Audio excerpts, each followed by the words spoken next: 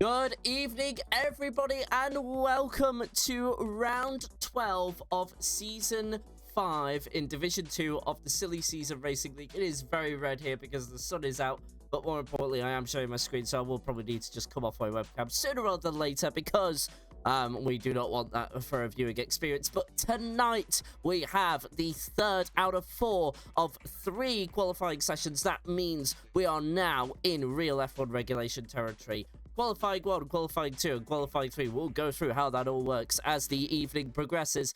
But then we are going to be signifying our final 1-week break before the last 4 races of the season, which will then take us to Saudi Arabia, Zandvoort, Miami, and then Silverstone. But tonight we are in Japan, and of course we've just had the real-life Grand Prix to boot. Now, of course, with this mid-season change that we've experienced, we've had driver changes from all over the shop.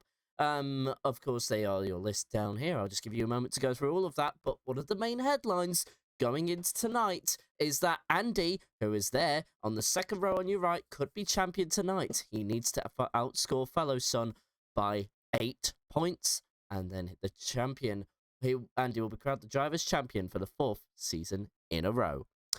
Speaking of, we've already announced what the first place needs to do, but we need to talk about the rest of it because fellow son really needs to set his sights on keeping second place. He's got a 25-point buffer to David behind, but then we know that can be easily caught up as Danger David hasn't been able to attend a couple of races this season. So, again, there are still 5 races to go, including tonight. That could all change in a moment. Moksha there as well. Found consistency on the podium earlier this season. He would love for that form to come back and catch back up. He sits 4th place with 126 points. Then Pleasant Stake rounds out your top 5, being a bit of an underground riser. He could, if he gets a couple of results together, he's in that fight for second as well, but a little bit outside of things. Then from 6th to 10th, it's Jolly Boy John, Nasiri, to Brown, Energetic, and Kovachka. Then from 11th to 15th is Daryl, Eugene, Enzo, Quincy, and Flip. Then from 16th to 20th, it is Walter, Tarkangino, Control, Toby, and Race Chase. From 21st to 25th is Bavish, Falcon Warrior, Devsy, Evil, and Sir Ibo. And then from 26th to 30th, it is Rolly, Truckster, Quan, Crank, and Valentine. And in your Constructors' Championship, well, Alpine only able to really gain 5 points on the Mercedes. So at that rate, Mercedes will be on course to be Constructors' Champions as well, and by some margin. So again, the attention turns to second place, where Kick Sauber and Alpine only separated by 3 points. We'll be keeping an eye on them throughout the evening. Then Aston Martin, if they can get an outstanding result, they're also within a shot. They have got 33 points of a buffer to catch up, though. It's going to be a bit of an effort, but I believe they can do it considering the drivers they've got in their disposal. Finding out that top 5 is Red Bull as well. A little bit outside of it, but if David comes back and his teammate just gets a bit of a hurry up on, then they're also in that battle for second place, and that could really tighten up towards the final few races. Then from 6th to 10th is Williams, McLaren, Haas, Ferrari, and Racing Bulls. But now we need to give an introduction, and we have missed a significant portion of qualifying. Well, not significant, just missed a few flying laps as of right now, as everyone on an outlap, so we haven't missed too much. But we now need to introduce the Season 1 champion, made Andy sit on the edge of his seat for 3 seasons, a World of Tanks expert, and not only that, an expert in Rainbow Six Siege. please welcome the one and only, it's Herman the German.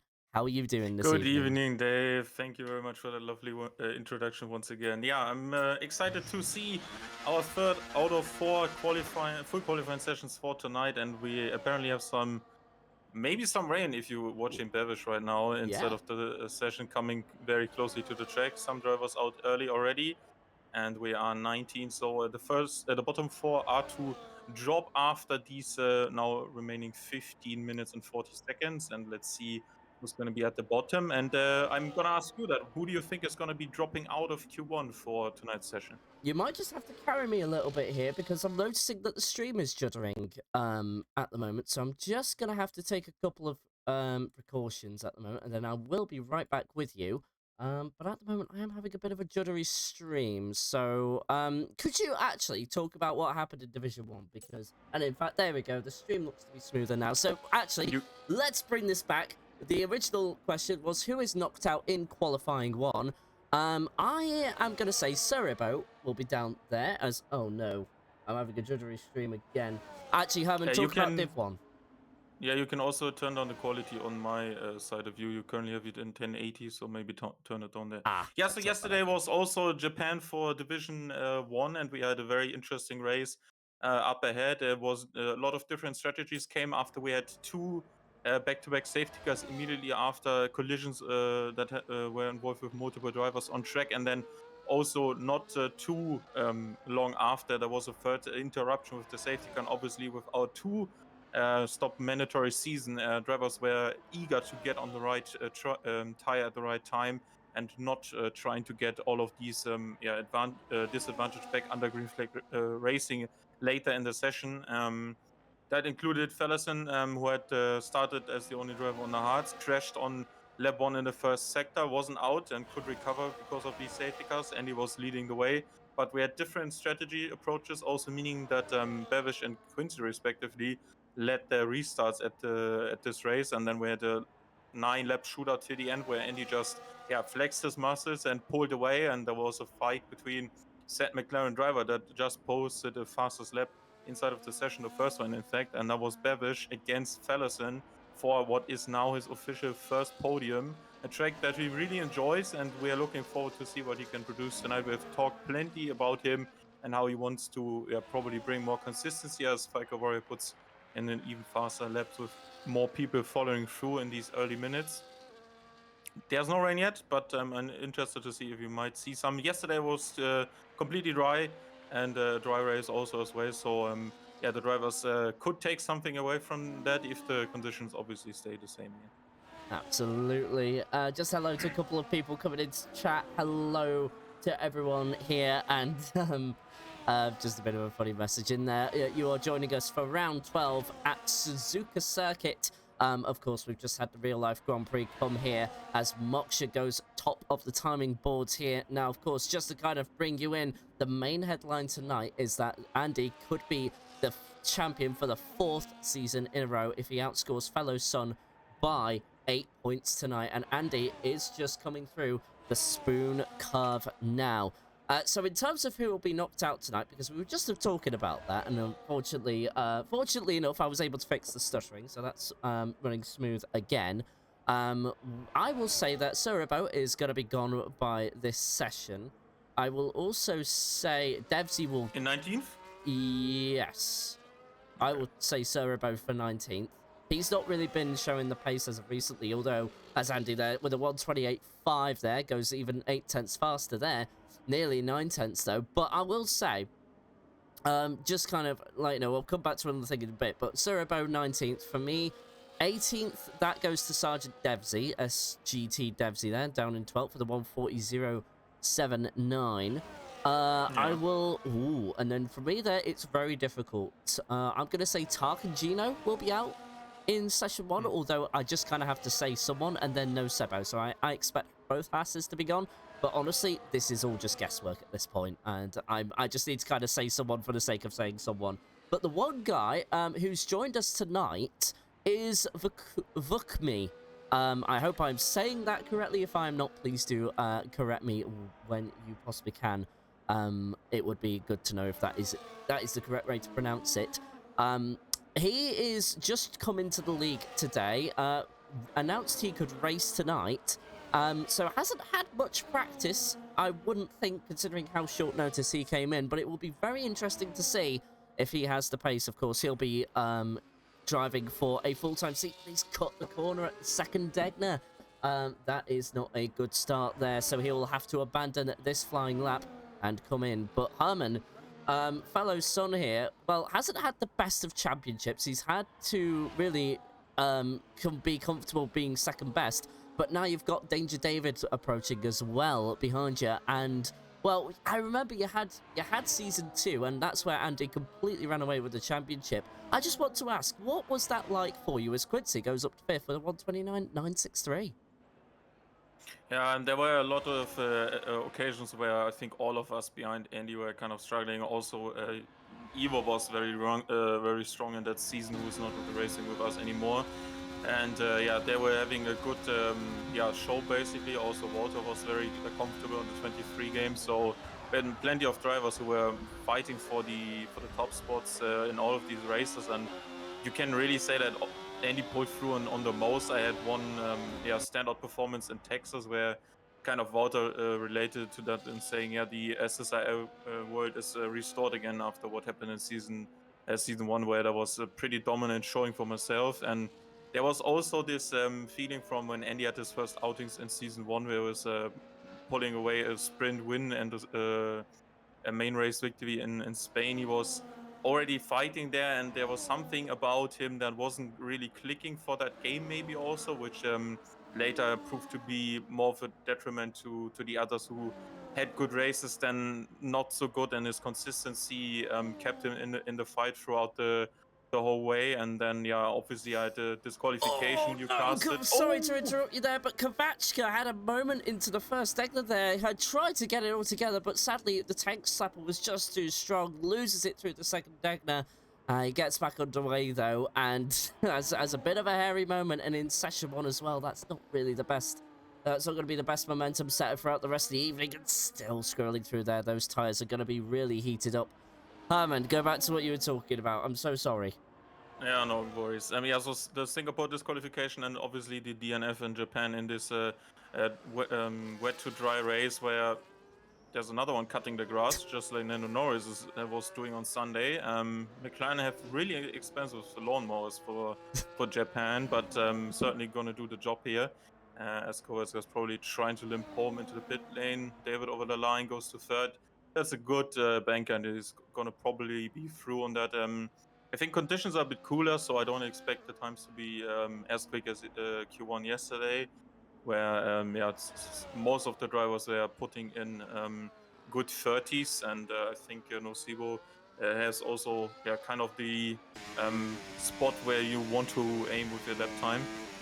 So basically at the end there was just Andy was pulling all of these races even though he wasn't winning, as he's especially in both of these divisions right now, where there is a group of cars that can follow him through, but he's just, for most of the races, just there to take it, and has just a bit more stretch to what he can do in terms of lap times in quali, and what his performance or what performances he can extract inside of the races, and still come through on very chaotic and hectic races sometimes, where safety car interruptions make the two-stopper very difficult to wrap your head around, as Beveridge now goes to P1, and that is the pace I was telling you earlier about. And I think he's gonna be once again a runner for the top spots, as Snake has also put in a nice lap for this Q1. I hope he can bring that through. Some sessions in the qualifying where he couldn't really put on the final run, but looking good in early days here, as the session has now gone over half the way mark, with 3 drivers yet to put lap times on the board, Korn and Kovachka, as well as Yukmi. I think overall the situation that was with the strong Aston Martin team with Evo, and I think that was Wouter in season 2, they were just always in that sweet spot where sometimes I couldn't get to, or Rush couldn't get to, and also David at stages. So there was always this spot where Andy could just sneak in, basically take that one position away from you. We had the old point scoring, so even in the top 4, you lose 3 points to him, and then come in this season finale where we also had double points. It was basically nothing I could do, and also the trick wasn't very suiting me in that day. And and in the end, I also lost it to Ivo, so he actually took that second place on the final race because of the differences now being double before. So that wasn't helping, and I think Andy has shown exactly this, what made him so good in all of the previous seasons from 2 to 4 inside of this one, and now the big gap that was not really shown at the start has now emerged itself, and now we're looking at the brink of him being triple world champion, 4-time world champion. Sorry, it's okay. And all in a quick succession, basically, because this is still the longest season SSRL has hosted in terms of race numbers and also the length itself. So a couple of months is usually not what we do here. So just incredible standout performance, and they gonna be hoping that the next game is not gonna suit him. Of course. Early impressions for F125 seems, from the few people I've talked to about it, and don't get me wrong, not an overall consensus, but from the beta anyway, that it is a lot more arcadey and very much similar to the F124 handling. So whether or not that suits your style or not, but that is just the beta, please remember. And also, that is only from the few people I've talked to, so I'm sure someone somewhere is going to contradict my information, but of course, we will have a better idea once the game is actually out, and that'll be all the way in late May, which is only next month. That is crazy to think about. Toby comes into the pit lane, had a bit of a moment through the second Degner on the exit, just went a bit close to the wall there, so probably just lost the rear end somewhere in the lap. So the three drivers on a flyer right now are correction, 2 drivers on a flyer. Kvachka invalidates his lap, but Vukmi, the new guy who are currently making McLaren the most expensive lawnmower known to man, as Herman alluded to earlier, still without a time, but not for a lack of trying, just through a lack of errors. We saw Kvachka have a moment through here, so these two look to be a bit error-prone in this first qualifying session. Can they get through and survive? For McLaren, this would be absolute disaster. For their constructors' hopes, they just overtook Haas for 8th position, and potentially, if they could get a couple of results together, especially with Bavish leading the charge at the front here, you know, they could really come up to Red Bull and challenge for the top 5. But let's see, one of their drivers just needs to pull through right now, and we're looking at Vukmi, remember, the debutant for tonight's race. We don't know where he stands, but we are going to certainly get an impression of that within the next 20 seconds or so. He is just going to go around the very fast 130R right now, where we've seen a couple of iconic overtakes from a certain Fernando Alonso. And then through the Casio Triangle here on the exit, looking stable for now. Let's see what he can do. He's going to come across line. It's only a 132.748, so not really a representative time there. I wouldn't pull that safe, Herman, would you? No, I actually have an advantage here, I have to say, about also the prediction he raised yesterday also, and looked at length how Quincy discussed it with the admin team, because he was apparently joining with having raised AI on 60, which is, I don't think the average these guys are usually taking the AI to practice properly. So I have to say, I didn't really expect it to be a Q2 progression here from him, but I have to say also someone I wanted to talk about earlier, Falco Warrior has stated that under the week between Bahrain and now Japan, he has found over a second on some tracks we've already raced. I don't know if that's the case for Japan yet, but I have to say a 30.1 isn't too bad for him, and he was also lacking qualifying performance hugely. And since the signing to Red Bull, at least something has happened here for him, as Nocibus clearly saw. But I think he's prepping a final lap here just to be sure. I can't see Kwon and Kovačka really putting in a low 31 based on also what I've seen yesterday. There wasn't a poor performance by Kovačka in terms of quality. He was actually inside of the top 10 once, and that was something we also talked about earlier inside of the season, where he just comes through on race day and just improves by a lot of positions, probably the highest average we have. And maybe he's gonna do that again for tonight. No idea. But as of right now, he's certainly at dead last in 19th. As Kwon is now inside of that very impressive and also very entertaining first sector for a driver. Very nice to navigate, and that is also when the setup is correct and it feels pretty smooth sailing. Track limits are also a thing here, which he at least avoided for Degner 1 and 2, as we are looking at the last 45 seconds inside of this Q1, one of our 3 qualifying sessions for tonight, as the drivers are looking to improve past P15. Absolutely. Oh, well, P16 if you're being technical, because I can understand. Yeah, that's true. Yeah. 4 cars are knocked out in Q1 usually, if you have the full 20, but we're going to be saying goodbye from 19th to 16th. So as long as you're within the top 15, you're perfectly okay. Now, I do just kind of want to say, talking about Kvachka, you know, you alluded to his qualifying to race pace. It is a very interesting little stat we have, because usually when Kvachka qualifies, usually outside the top 10, he finds a way of finishing it in there, but that did not come to fruition last week. Qualified 14th and then finished up in 12th position, but now qualifying 1 is over, and Quanta 6th! Where has that come from? Oh my word! Has the track evolved to where Quan has just all of a sudden found himself in the top 10? I am not used to seeing that, but now Kvachka really has to get a move on, because the track just might be in perfect range for him to go through. The DRS opens, he's through, but only just. But hang on a minute, it's not over yet. We still have Devsy on a lap. We might have no, we don't have Bookme on a lap. He's missing an entire front wing there, and I think that went missing in turn 1. There was a brief yellow flag. So that means Devsy is down 2 seconds. That's it then. Qualifying 1 is over. We are saying goodbye to No Sebo, Sergeant Devsy, Fuck Me, and Sir Ibo. So it kind of came out how I predicted, Herman. 1,000th of a second was Kvachka faster. That is insane. Wow, that was close. Yeah, I have to say I'm lucky that I corrected my prediction. I went Falco, Devsy, Ibo, and Yukmi. And I had once for a quick moment Kwon, and I'm glad I changed that. But no, Sibo is certainly a surprise, I think. And we haven't seen him race, but he was racing previous season as well for SSRL, and he has also some experience in cockpit leagues and everything. He's usually quite close to Quincy in terms of these other leagues around the weekend. Certain surprise, but I have to say that is fantastic led by Kwon, up there with Moksha, and that's no slouch. So maybe there's a big surprise in here for us tonight with Kwon certainly performing above his weight, and that is good to see.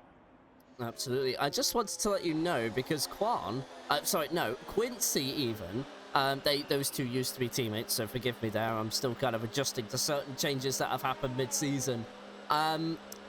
Quincy is in racing in the pure F1 Racing League 100% division, which usually happens on Friday nights. But he's actually contending for the championship. He's in 2nd place in that league, and usually he's up there for the win. So I'm just going to say Quincy's not as slow as we think he is, even though, the Tonight says otherwise.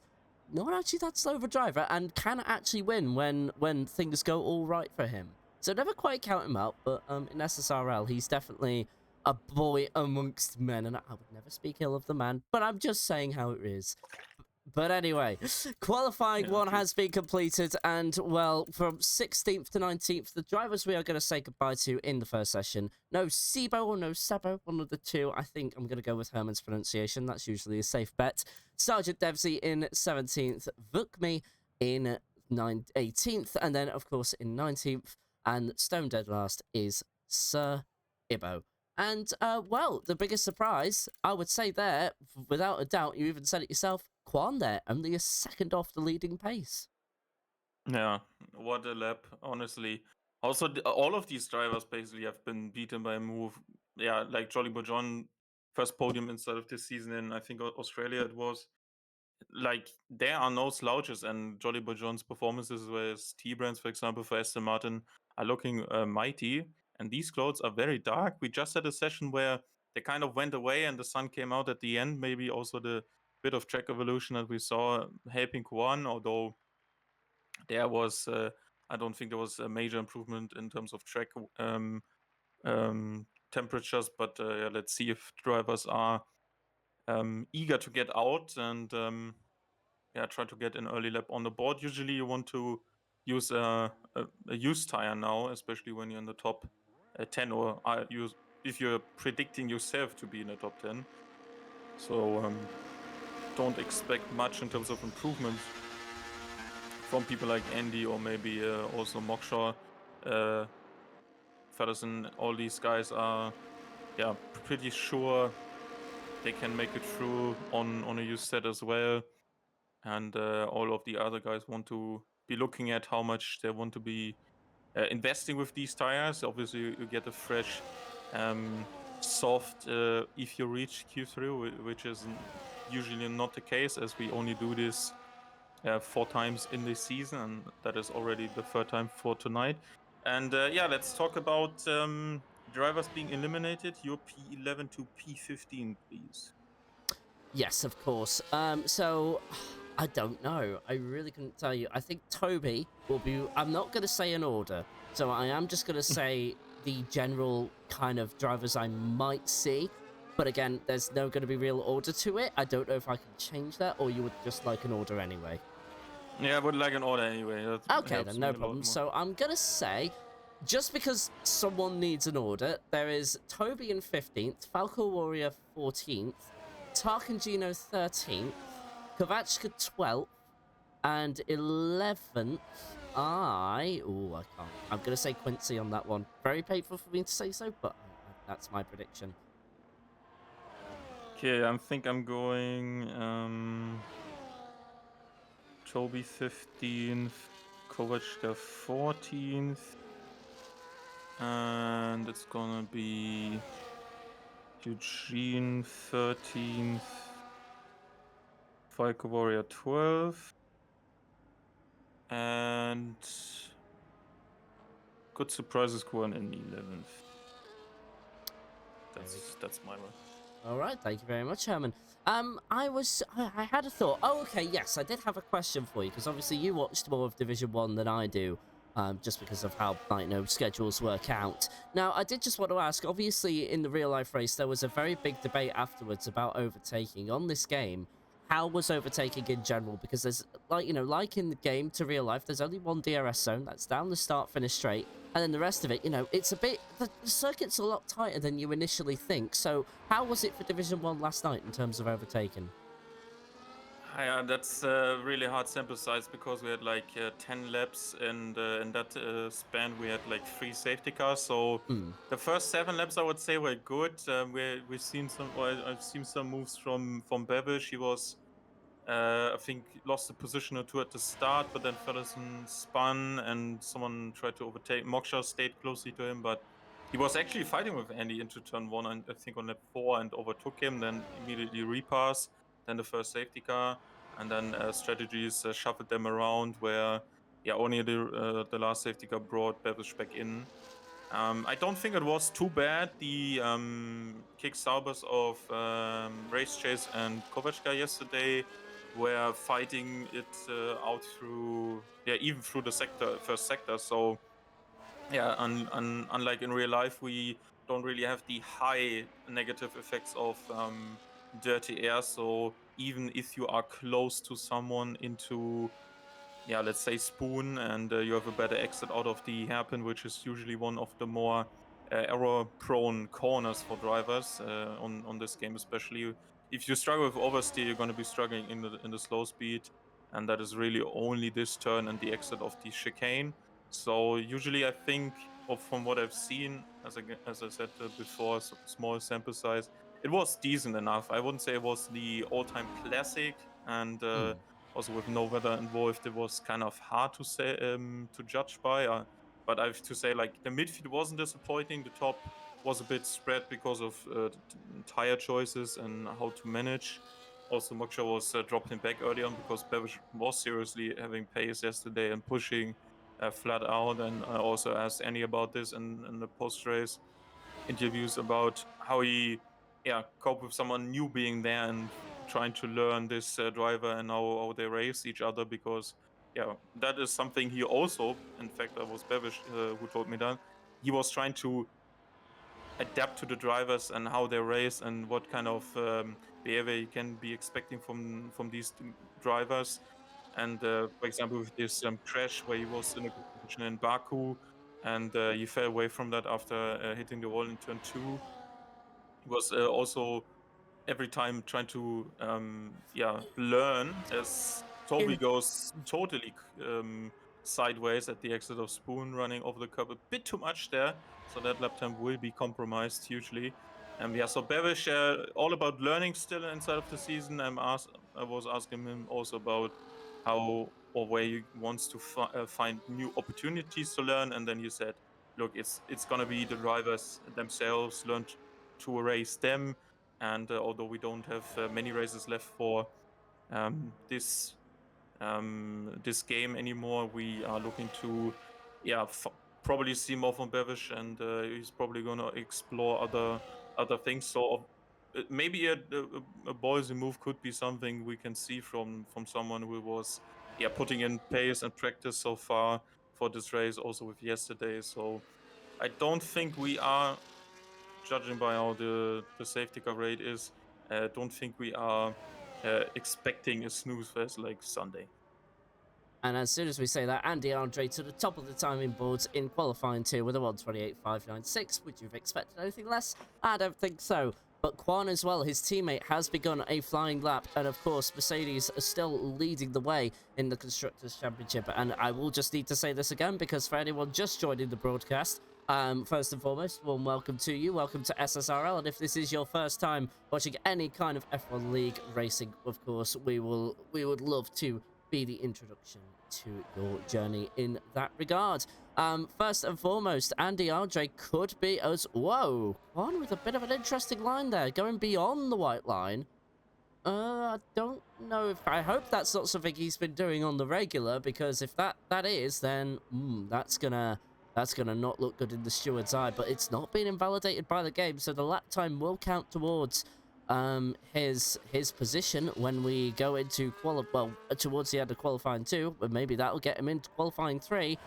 Let's see, quad across the line now, and that is 10th place. That's on the cusp of an elimination. I wouldn't say that's comfortable, but as I was trying to say earlier on before I got interrupted by that, at the moment Andy needs to outscore fellow Sud by 8 points now. How will that happen? Well, Andy would need to win, get fastest lap, and for fellow Sod to finish 3rd or lower, Andy will be champion tonight. So that is where that currently stands as of right now. And Bavish could be one of those drivers that really influences the way of things. Gained a podium, 3rd place last night, and now goes to the top of the timing boards, beating Andy by 0.3 of a second. So Bavish finding a lot of time. Falco Warrior is another one of those who's found a lot of time. Found a second, as Herman alluded to earlier on. And so that will be a welcome sight for his teammate Danger David, as Red Bull are trying to secure 5th place and potentially put on a charge to 2nd place Alpine as well. Both Alpines made it through qualifying 1, so both Alpines and Red Bulls looking to get through qualifying 2 as well. Same for the Kick Saubers, but Sergeant Devsey, of course, we said goodbye to him in qualifying 1. Danger David is coming towards the final turns now. Casio Triangle is all that stands between him and the start finish straight. That DRS will open for a brief amount of time, and that's 7th place for the Red Bull driver. And to Brown, Jolly Boy John, and Kwan currently in the drop zone as Jolly Boy John begins his current hot lap. Toby is also on another hot lap. I predict him anyway. We say goodbye to him towards the end of the session, but let's have a look at David's teammate, and he could be the difference if David is gonna be in trouble for the dropout zone. Let's see what he can do. Falco Warrior just comes out of Casio Triangle now. DRS will open briefly, and that's 9th place. I wouldn't say either Red Bull are safe, would you, Herman?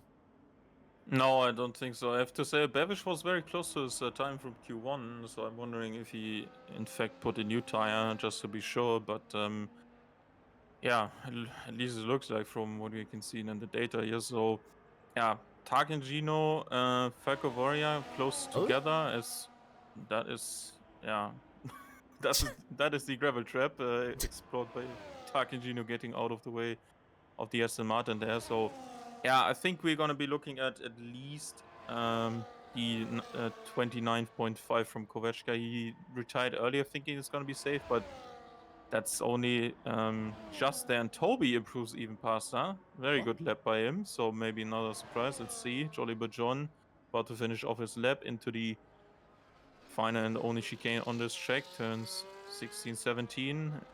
Acceleration is very crucial here. Traction as well.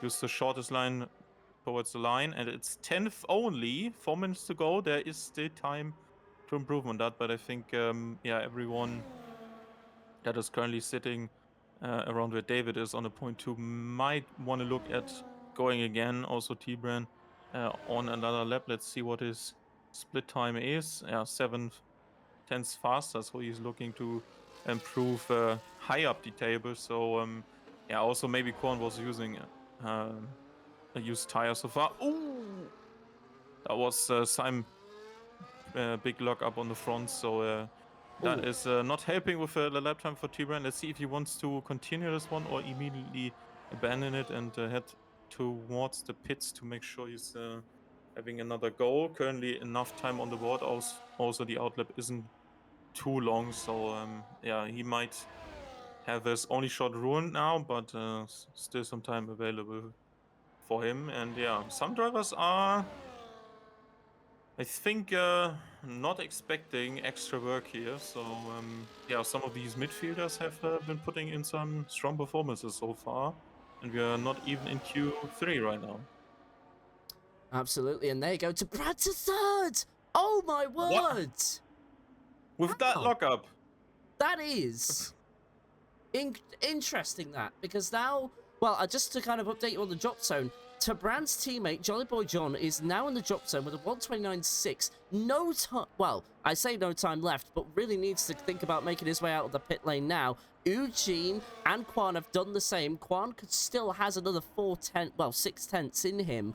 They did a 1:29.6 to get him through to qualifying 2, but at the moment he's not quite found the pace this time around and could be out there. Eugene and him currently on outlaps right now, the only 2 drivers in the drop zone to be in that position. Kovachka must be trembling in his boots because he is on the cusp of being dropped out and he's retired from the session. That is why his name is completely transparent on the timing tower there. But Tabran with a real shock there as Bavish retires, and understandably so. You need to save your tyres, and I think that's what Kovachka was trying to do, but it's going to work out in him being potentially knocked out this session anyway. Here we go. 2 minutes to go in qualifying 2. Tarkangino is now the 3rd driver in the drop zone to make his way on to an outlap, and I do believe Jolly Boy John is making movement as well. According to my trap map, Eugene is opening his DRS through the first corner now. He comes through, and for Alpine, this is crucial for their constructors' bid to keep kick Sauber ahead and potentially catch up to the Mercedes camp towards the end of the season, as unlikely as that is. So, important hot lap here coming for Eugene. Going through Sector 1 timing beam now. Where is that? And that's 3 tenths of an improvement. So that's a 1:29.7. That's only really good enough for 12th. But of course, he's got another couple of sectors to go. So it could still come together. He approaches the hairpin now. You want to go on that right-hand side, set yourself up for the left-hander, and go as wide as you possibly can to get on the throttle as soon as possible. Get the best traction out of the corner. Now you go flat through here, this right-hander called 200R, and then through to Spoon Curve. 2 left-handers sweeping medium to high-speed corners, and you want to hit that outside as early as you can. Gives you the best traction coming out of the corner. Now you're approaching the straight, separating Spoon from the iconic 130R. It is flat through here. That's 8 tenths of a second. So you are looking at a low 29 to high 28, but really needs to put this together. Through the Casio triangle comes Eugene onto the exit of the corner now. It's looking like it's going to be a very good lap. We'll come to Quan in a couple of moments. Eugene up to 5th, and that means he is safe. He is through to qualifying 3, but Quan has invalidated, and I don't think he has enough time. Quan, we are saying goodbye to him in qualifying 2, Herman. Yeah, sadly he couldn't improve on his previous time with that now, and Takangino and Jolly Boy John in the drop zone as the checkered flag is here. So let's see what the Haas driver can do. Apparently over 2.5 tenths up after the first split, as he's now into spoon curve, riding the exit curve there, as you have 2 apexes here that you need to be meeting in order to have the maximum top speed through this very high speed turn, and now approaching 130R, and also the next split, and that is looking very nicely here for him. So let's see if he can make that way into the chicane as smooth as he did with the previous 15 turns out of the last corner. Looks good. Stay to the right hand side and over the line, and he is through on a 129.1. and next is probably going to be Jolly Boy John. Also David is still on a lap, who's currently not troubled. If Jolly Boy John cannot improve, he's through. Oh! Let's see what he does, and he goes to second. Very nice. Then Pleasant Snake also second. So Jolly Boy John is the one to watch out for now. 2 tenths up in Sector 2. We don't know his split in Sector 1. But either way, Casio Triangle, this is important for Aston Martin's championship charge as well. For the constructors, Jolly Boy John all on the line. It's not enough. Yorkshire makes it through by just under a full tenth, retired early. And boy, he must have been on the edge of his seat there. I nearly said something else, but either way, he just makes it through. So Jolly Boy John, Toby, Kovachka, Falcon Warrior, and well, is Quan on a lap? No, absolutely not. So there we go. Quan seals his fate there, and that is 15th place after a really good qualifying 1. Unable to take that through to qualifying 2, and he is stone dead last in 15th in this session, that is. So that means in your top 10 from 1st to 10th is Bavish, Snake, Danger David, Andy, Tabran, Fellow Son, Eugene, Quincy, Talcagino, and Moksha all go through to qualifying 3 to decide pole position through to 10th. And there, I mean, no real shocks there apart from maybe Quincy getting through. I didn't really expect that. Quincy there really pulling out something special and through into 8th place. Who's been your standout and who's been your disappointment in qualifying 2?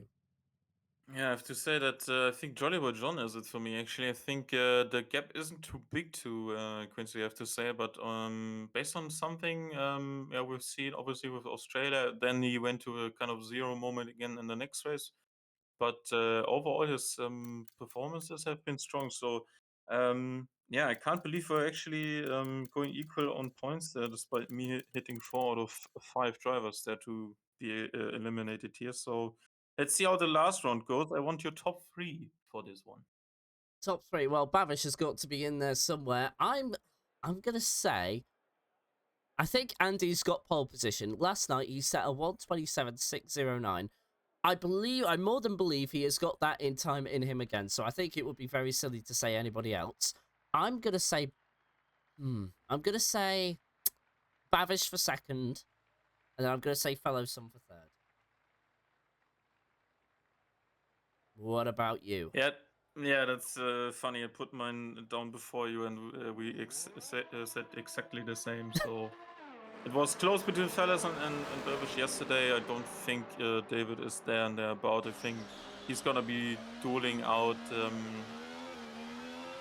the second place on the second row basically before. So probably with Snake against David. If someone doesn't have a good second run, they could be dropping at least 2 or 3 places inside of this top 5 group for tonight.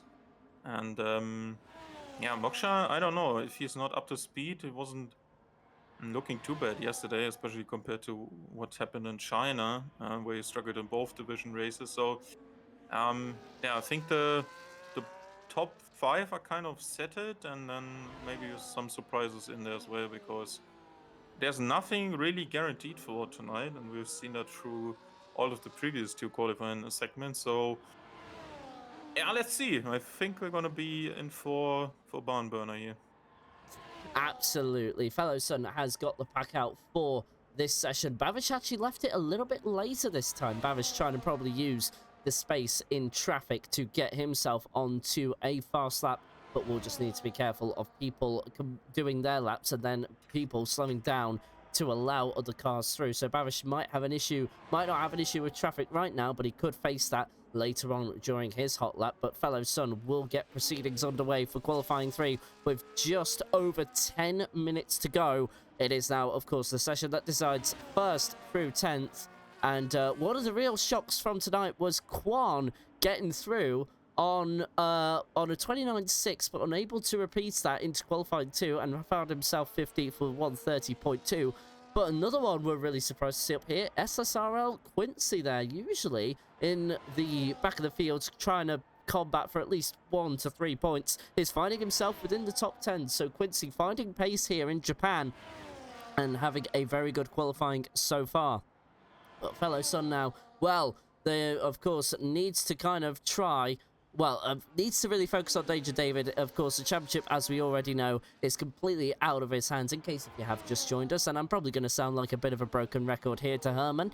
But Andy needs to outscore fellow Sun by 8 points, which means if he takes the win, he needs fastest lap and fellow Sun to finish 3rd or below. And then Andy will be crowned champion for the 4th time in a row. So that is what Andy needs to do tonight. But of course, he's facing a bit of competition. Bavish looking very quick. Fellow Sun looking very quick as well. So we'll see if that comes to fruition. Of course, after the 3 qualifying sessions, we'll have a half-distance Grand Prix coming your way. But right now, let's focus on what's happening here in this session. Fellow Sun is coming through the Casio Triangle now, takes a little bit of liberty with the track limits, but game doesn't disallow him. And now through to the line, it's a 1:27.9. So to compare that with the fastest lap from last night, Andy did a 1:27.609. And Alamo going across the line now, that was Moksha. So both Alpines did make it through to qualifying 3. That's great for their constructors. Quincy across the line with a 1:29.744. One of the Red Bulls, being Danger David, is just coming across the line now and invalidates. So now all attention turns to Andy Andre, who is, of course, the one leading the championship. Does he match a 1:27.6? He beats it! It's a 1:27.5. Tabran is next, so last night's times are irrelevant, and Tabran up to 4th with a 1:28.7. But my word, Herman, that is an excellent time. This guy, honestly, it's I can't imagine being a racer against him inside of this season. You must get so many headaches against his qualifying for his qualifying times. Honestly, you just try to be like. I can imagine fellas going out there having this banker time now on the board. Now, for example, David hasn't accomplished here for this first run inside of Q3. So Fellison is going out there probably expecting maybe Snake and Bavish to be close to him, and obviously wants to be looking at a closer gap than probably yesterday. And then he finds another 10th out of the blue. Obviously, I don't know if there's something you learned yesterday that he wanted to improve for the setup and what else, but honestly, how does he find that time? And you really have to ask yourself sometimes, is he really racing the same cars? And usually that is the case for equal performance, but almost half a second to the next guy that was winning races. Insane, just insane, honestly. So stunned by this lap already, and there might be even a better one coming because track is going to be rubbering in a bit more, usually not the heaviest on track evolution. But honestly, what a lap already, and they're going to be, I think, going to be disappearing in this wing mirrors very early into the race without any interruption of a safety car. Snake now 12.0 after the first 2 sectors. That is a good time. I've seen lap times and sector times from yesterday, so I think he could be up there on a low 28 now, even higher than that if the final sector is great. Over the line now, the Williams comes, and that fell a bit away at the end, I have to say. 12.0 is not too bad after the first 2, and over the line for him with only what is now P6. And see, Bavish was still gunning for it. Yeah, it looked like a bit, or maybe fast in lap. A fast in lap. Can't blame him, really. With this session being only 12 minutes, you can't really be surprised if someone goes for a rather hyper-aggressive in-lap. I think we're already seeing Pleasant State go onto a flyer here, but we'll just check that through the Delta in Sector 1, although it doesn't look very quick. In fact, yeah, that's 4 seconds off, so this is a cooldown. And at the moment, we kind of have to turn our attention to the 2 drivers on outlaps, because actually Danger David is just going through the Casio Triangle now. We'll just cut to him in the Red Bull. His teammate we said goodbye to in qualifying 2. Of course, that will mean, I think he started up something like, I think it was 13th or 14th place. Can't quite remember off the top of my head. But anyway, let's focus on his very fast teammate trying to chase down fellow Sun for second. But that was very wide through the first corner. Looked like he took a bit more exit curb than initially was intended. And actually, through the exit even then. And oh my word, Danger David with a moment through the snake. Goes into the barrier with a bit of a light touch. But for Danger David now, with so little left to go in the session, that is going to be suboptimal at best, and he will have a lightning-quick pass driver behind him in the form of Tarkin Gino, who is just approaching the scene of the accident now. But Danger David has long been, well, is long gone. And, well, Herman, if you're in that kind of situation, would you rather just kind of settle down, cool down the tyres, and then go again on the next lap? Or would you rather go in and maybe bolt on a preferably fresh set of tyres? What do you do in that situation? Yeah, I'm wondering if he actually has a fresh set left. I have to say, despite the damage now done to the tire because of the extreme heat, and another one going around with Tarkingino. And that's damage. Drivers. Sorry, Herman, that's damage to the front wing as well. That is the end of Tarkingino's qualifying session. He would need about 2 or 3 minutes to repair the damage. That's it. So really, it's really up to Danger David now to kind of get him time on the board. Currently sits 9th, and now, as we say that, fellow Sun now with a flying lap under his belt as of right now with just under 3.5 minutes to go. Herman, wow, I can't imagine how he's, you said that, you talked about this earlier on, of course, but Andy with that time, it's like Michael Schumacher in 2004. It's got to be a little demoralizing to see its car go so quickly there. Yeah, I think he's gonna try and build a buffer now and just make himself feel good about his time as he uses the brake to slide it in, and then the exit and the rear is a bit scruffy as he was not improving on the first sector. I have to say, David is quite tough if he has a fresh set. Even if he doesn't have a used tire, that is still an option. I would prefer, as Feddersen runs extremely wide there, not invalidated though, I would prefer to put more fuel in just in case you mess it up like this, because he didn't have a banker effect, so you're not as comfortable, and that's almost 2.5 tenths down. Can't see Feddersen improving, and he's also invalidated that for a good measure, so no improvement for him, and he's certainly going to be hoping no one finds 3 or 5 tenths more to his time, as he's currently still sitting in P2. So yeah, David honestly just needed to bring the car in slowly again. The tires were still warm despite, as I said, the damage from a bit of overheating and the exit into the gravel. But if you have enough fuel, just cool them down and prep the second sector and really start going again with basically the entry to 130R, have a good line through the chicane, and then you are good to go again. These tires can do that despite them not being the best race tire, and I don't think we'll be expecting them for the top runners, as Tibran has found some time, 0.5 here.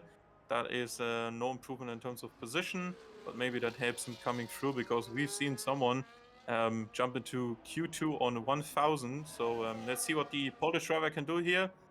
And he is 7 hundredths even faster. So that is very nicely executed by him, and P5 for now, as there's some traffic inside of this part. And to be fair, I think Andy was maybe already on a lap, but now he's getting off and save the donuts for maybe next week, Andy. The win is not the win is not under your belt yet, as Moksha is onto his lap, which is also inside of the end of the second sector now. So all of these drivers getting out to go again. Not sure if Andy was actually impeded by that, because the time was already ticking and the outlap marker next to his name was missing. So Moksha into the first sector, and that is slightly slower as his previous best. So maybe there's a track also on our hands right now that isn't improving. We sometimes actually, in fact, see that also in the game.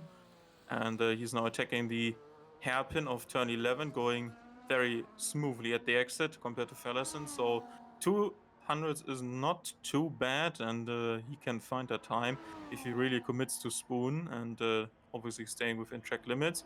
and he did do that according to the game. We've seen he's or come not. off. He come off. Okay, then I don't know. Maybe it was too slow then for him, and he didn't want to commit.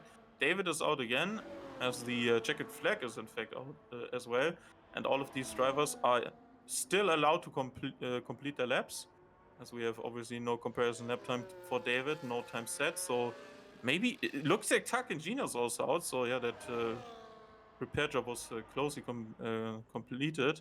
Snake into the spoon curve now, and there was way less curb, but all he needs on the exit. Let's see if his 12.0 split can be beaten, and he is slightly slower, so maybe a full commit into the last chicane, just like Max did on Saturday. And then let's see if he can find some time. Currently, he would need a huge improvement to find a position better than his current.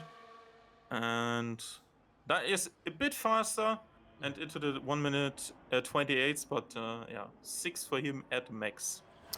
Bavish here is going to come across the line with an improvement of nearly a couple of tenths, but it's 4th place for him now. Danger David only good enough for 5th there. That's a 1:28.324, so behind his 2nd place rival, Tarkagino across the line with a 1:29.3. So we're just waiting on Eugene, who gets 8th place, and then Quincy. Well, Andy again with a 1:27.4. Oh my word! Where does he find the time? Time and time again, Quincy straight to the pits. He was the one going slow on Danger David's lap. But in the end, both Danger David and Gino actually got out in the nick of time to set a lap. So well done to Gino there and his pit mechanics. But the main headline out of all of that, Andy is nearly half a second ahead of Fellow Son. And he would just love either Moksha, Bavish or Danger David just to ruin Fellow Son's day and give him a bit of a buffer. Of course, Andy also needs fastest lap to take the championship tonight, but I don't think that's going to be much of a problem, if I'm being honest with you. Qualifying concludes then, and well, we expected this. Your potential champion for tonight, Andy Andre, is currently leading the way going into the race, and we'll go through the results now from qualifying 3. We already know who's pole. Fellow Son is 2nd, 3rd is Moksha, 4th is Bavish, 5th is Danger David trying to compete with Fellow Son. But of course, Moksha is also in there for competing, so he's done a good job himself. Tabran is in 7th, 6th even. It's Pleasant Snake is 7th, needed a bit of a better qualifying there if he was to get within that 2nd place battle.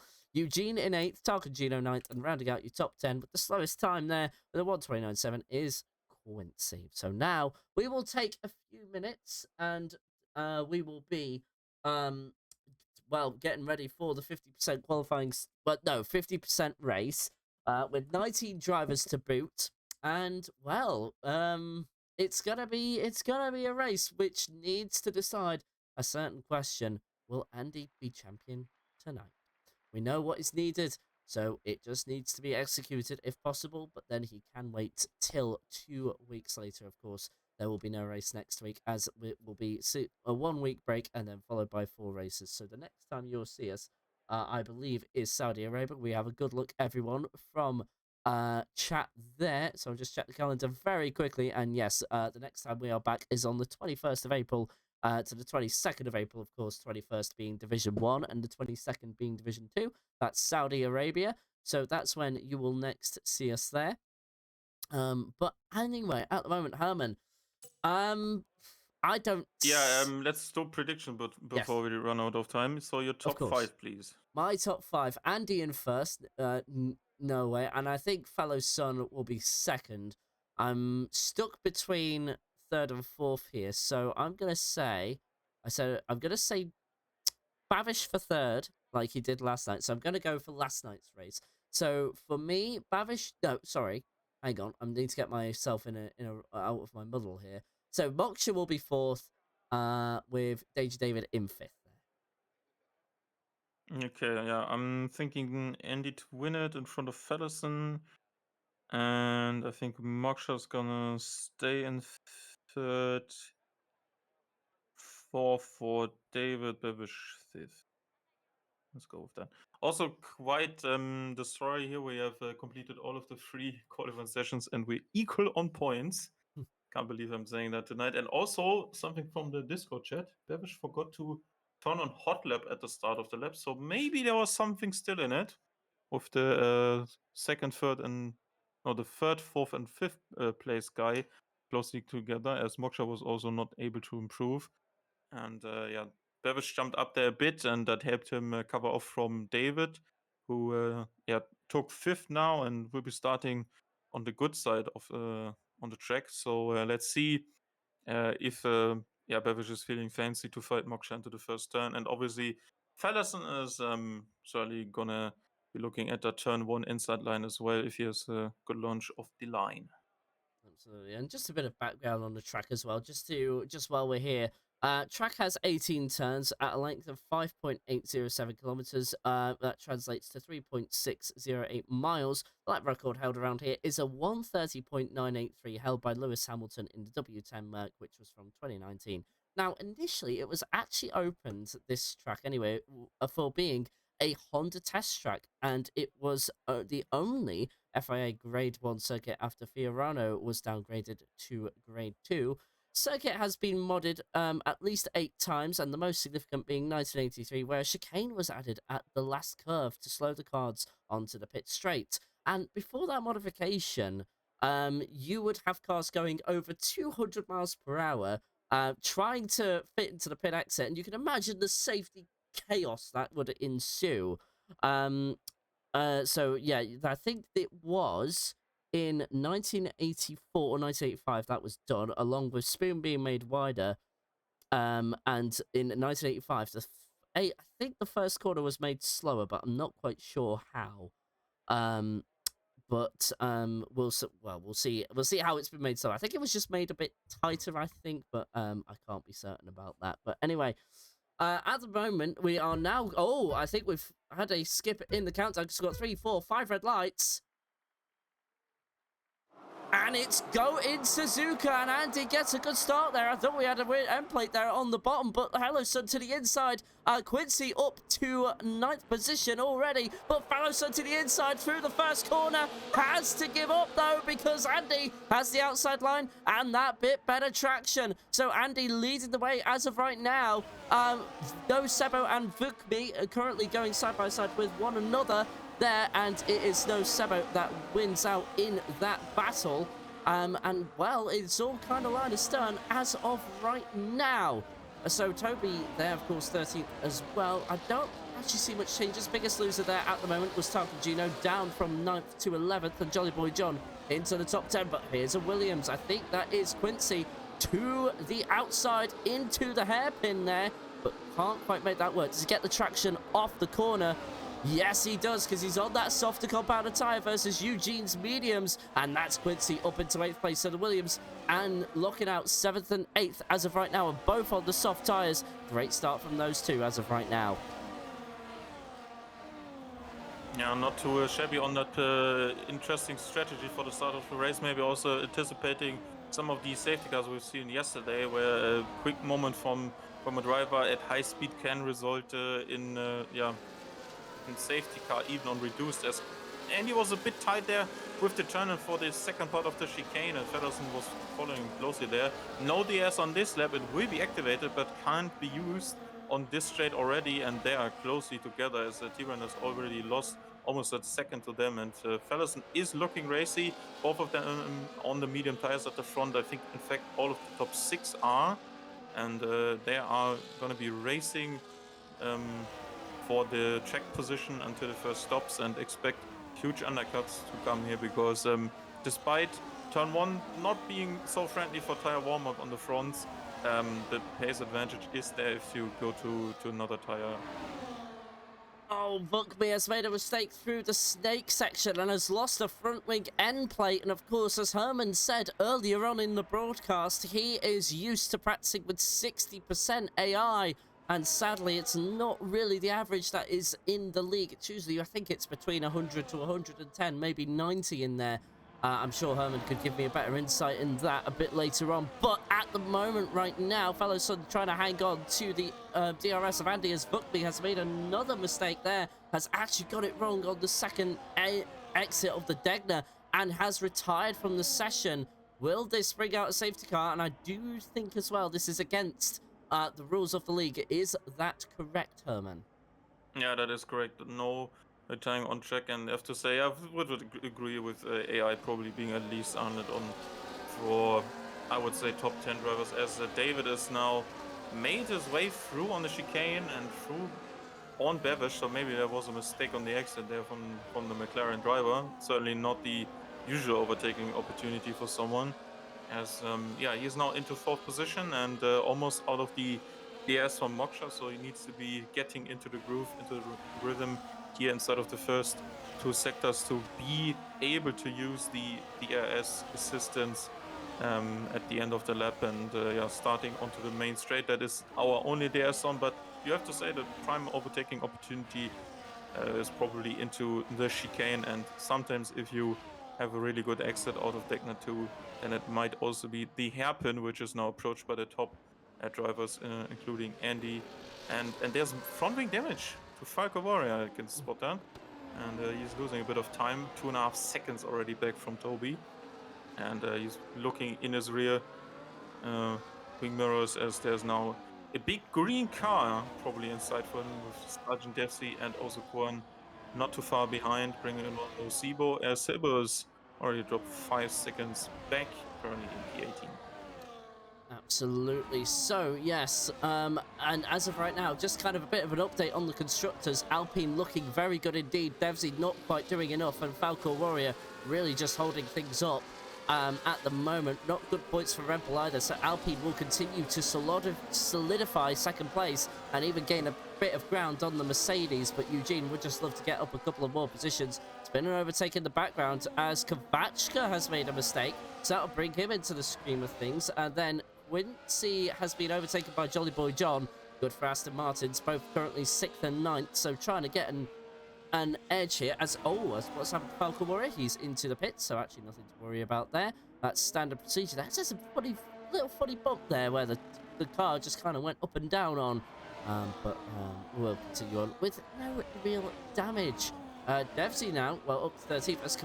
Well, what's happened here? Has Kavacha made a little mistake? He indeed has. And of course, the V-Carbs are the only team to be currently in double digits. They are on 86 points coming into this evening, are a stone dead last behind the Ferraris. Rustasiri not able to make it, so Toby flying the flag there for the Tifosi. And at the moment, Toby doing a good job there in 12th position, and currently 1.7 seconds to Tarkangino ahead. But of course, Tarkangino defending that with DRS, and that is for 11th place. But at the moment, Herman, the top 5 have run away, so it's a 5-car battle for the lead right now. We have a 2-stop mandatory rule, so when are we expecting the first round of pit stops? And it really depends. I think the Williams guys are going to be pulling the trigger here first, and that is going to be, I think, sooner rather than later. Don't expect these softs to go any further than lap 7 or 8 maybe, and I think they're kind of yeah, working with that, and obviously T-Brand is pulling them along, as now Pleasance actually in fact makes the move for P6 and has done so before they applied the brakes for turns 1 and 2 respectively. So yeah, they're getting away from P9 that is currently occupied by Eugene, and I think it's working for them because they are currently working on an undercut that is also, yeah, formed by their current race tire, which is usually something you can call the ideal scenario, which usually the top group, as we have it right now with the top 5, naturally making it, since they're not fighting too much. So all of these guys are getting out of their respective pit windows, and yeah, Quincy is kind of doing that with a snake on the softs inside of the midfield, and they're trying to work that yeah, first stint to make sure that there's an extra bit of time on top of the undercut time that is expected to be hitting. And I have to say, Quincy feeling bold here. Yesterday he had a mistake on the soft tire into this turn, actually up the hill, Dunlop into 7, as now Kwon makes his way by on Falco Warrior, who just brought out a brief yellow flag as Bevish has re-overtaken Danger David into chicane. It was looking if David would fight back, and let's see if that's the case now. Both DRS, because they were close enough to the guys, and now Quincy's actually in the pits already, so all of that talk immediately followed by a move into the pit lane, and he's probably coming out in clear air and is going to be using a fresh set of tires to boot and get himself ahead after his opponents have concluded pit stop phase. And Toby in there as well. Absolutely. So Quincy and Toby, as Herman has just said, into the pits. They currently change onto a fresh set of mediums. Ibo, of course, will assume 15th position for the time being, but yet to pit. So he is the only one in that group who is due their first pit stop. And of course, as we've already said earlier as well, a mandatory 2-stop rule. So of course you can change compounds, but you must have another stop as well. Ooh, who's had a moment? Kovačka there, bringing out a brief yellow flag there in sector 1. That is just on the exit of the snake section even, just coming out of Dunlop. So he's got things underway, but Kovačka really struggling here to really chase for the top 10. So it looks like that stat might be down the drain, at least on this race. Maybe even losing positions. Now he's currently where he started, but of course owes a pit stop. So it's going to be very difficult for him to climb up the order in these circumstances. Bavish under pressure from Danger David behind. Of course, Bavish making his move on the last lap, so just needs DRS to try and keep him behind. We'll try and follow this along from the perspective of the leader of the race there. As you can see, Danger David is right on the gearbox of the McLaren there, and Danger David trying to look to the inside as Pleasant Stake now makes his move into the pit stop as Terevsi gets a 10-second penalty for corner cutting. So Herman's prediction with Pleasant Stake has come to fruition there, and he moves on to a fresh set of mediums before his mandatory second stop. And of course, what happens if you don't serve your mandatory 2 stops? Well, you get a very, very big penalty towards the end of the race. Speaking of penalties, like we said earlier, Sergeant Dempsey now needs to serve 10 seconds at his next pit stop. Those are one of the penalties you can serve in your pit box. If it's a 3-second penalty, that has to be served at the end of the race, as it's considered gaining an advantage on track. So that, of course, reduces the race time, and it gets added back on as a fair way of balancing out the time to the end of the race. So, top 5 are currently in their own battle at the moment, yet to serve a pit stop. Closest battle from that is no Sebo on Sergeant Devsey, although no Sebo should make that easy. And then, of course, Toby, after his first pit stop, is currently just behind Ibo there. And Ibo already defending to the inside. I think he was actually just trying to get out of the way there and not really cause too much trouble. And Toby up to 15th there, as we will see that overtake. And here we go now. No Sebo down to the corner. Listen into the pits. Oh, thank you. First driver at the top group to go into the pit lane, and I think also the Williams strategy has worked out nicely. So maybe Ferguson was also keeping an eye on that, or has something he learned from yesterday that has been made him think about this move. And he stood hard tires. No one apart from Volker Warrior has run that so far inside of this race, and there was no one starting on it. Not himself after yesterday, obviously. And he's just about to be overtaken by Tark and Gino. Yeah, there's better grip on the outside for him. That's no Sebo. No, Sebo, sorry. No, so... Oh, he's done it! No Sebo around the outside. We have the worst camera angles catching that, but that was round the outside. Coming into the snake. Fellow Sun's tyres will not be up to temperature, of course. But now there is a crucial block in the way of Fellow Sun, and that is going to hurt him, Herman, because that means now he's going to lose time behind this Haas, which is on older tyres, isn't he? Yeah, probably not, because I think Fellowson was lining up this move into the hairpin anyway, and Osibo was not making that Daytona 2 as nicely as you maybe should be doing, and to stay ahead of someone that is as fast as Fellowson.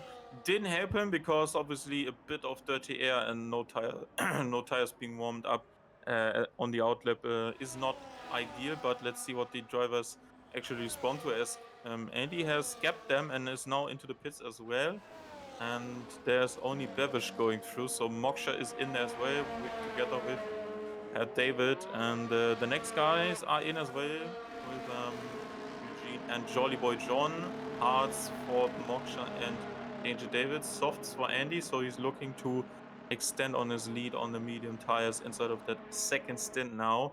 And yeah, top 5 have made their stops. And Fellison is onto the main straight and has overtaking all of them except Andy, who did a beautiful job on his in-lap and is now opened the gap to 1.6 seconds. And we might be looking at the end of the fight for P1 already if there's no safety car interruption, because they are certainly now an advantage for Andy, and he has read that perfectly with all of these drivers also behind him that were still out with him on track to be on the same tire. And now, yeah, on the hards, that is not going to help them. And let's see, both of the Williams are back into 7th and 8th respectively, with Pleasant Snake not too far behind Danger David. And he's on the fresh mediums, and they can still go some laps, and he's only put them on like 2 laps ago. So maybe there's a very strong undercut strategy coming from the Williams. And if they start to fight now from P2 to P5, as there's a brief yellow for Sir Ibo at the end of Degner 2, we're gonna be seeing maybe a top 7 or 8 fight at the end here before we head for the last and final pit stop, as Bevish is overextending this medium tire, which is always a risk because of safety cars, and then you can't really serve 2 pit stops in once without losing too much track position. And the top 3 have formed here behind Andy, and T-Brand also in the pits now.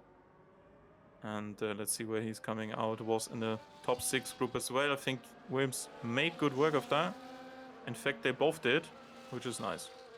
Absolutely. So they both undercut the Aston Martin and improve up to 6th and 7th. And now Bavish is really under pressure. He's got 17 seconds and really needs to be within this fight for 3rd that we're witnessing right now. And of course, with another pit stop to go, Bavish trying to go for the overcut. So what you do is you allow the drivers behind to use the best of their compounds. And then you, of course, come through. And then yours are still fresher. So you have the pace advantage towards the end of the stint. Now, of course, we still have another mandatory pit stop to come through. So Bavish there, I don't know. I don't think it's timed this very well. Should have really come in with the 3 that we are watching right now. As you know, we're seeing Pleasant Snake now take advantage of this, but now, of course, forming behind Quincy is Tabran. So that undercut, while it might have done some good, now all of a sudden Quincy is looking to try and hold off the Aston Martin behind there. This is not going to be a very good stint for Quincy if that is going to be how the impression's set. But at the moment, Bavish into the pits now. What compound does he switch to? He switches to the hards himself. No, it's another set of mediums. Still in the pit lane, but I think that is just a quick of the game indeed, and he is well past his pit box. But there you go. Here is Andy down the start-finish straight. We knew he was going to be ahead of Bavish, but is he ahead of this group we are watching right now? Bavish is there on the pit exit. He is behind all 3 of them, and he reassumes 5th position. And, well, we'll need to just heat those tyres up very quickly. That slight lockup won't help, as now Eugene and Jolly Boy John swap for 9th and 10th, and Jolly Boy John up to 9th, and Tabran did make that overtake on Quincy there, so he is now up into 7th position and is going to chase down his teammate. We have a caution in sector 3 there for, I think, a Mercedes, but that's all kind of cleared up. That might have been Quan there, or it would have been Quan, in fact, I should say, down in 16th place. And look at that. That's Kovachka with a 3-second penalty. That's not what I wanted to look at, but what I wanted to look at, Herman, was the gap to the leader, nearly 4.5 seconds already. Yeah, I have to say, Andy has checked out even more than yesterday, as there's a brief yellow for Jolly Boy John, the next driver to have a moment in Degner 2, and in fact, he's going to be dropping down the order. I have to say, one thing I've remembered from Bevish's interview yesterday, he was actually looking, and that's why he stayed out at the 2nd safety car, he was looking at the medium soft, which I think the reverse strategy is currently the way for both of the Williams guys. That is very risky to try and complete that strategy, as Moksha is looking to the inside of Fellison, and he's pushing him a bit over the line, but there's a nice opening up of the steering wheel for him, and now they're side by side, and David is gonna go through! Oh my word, is that?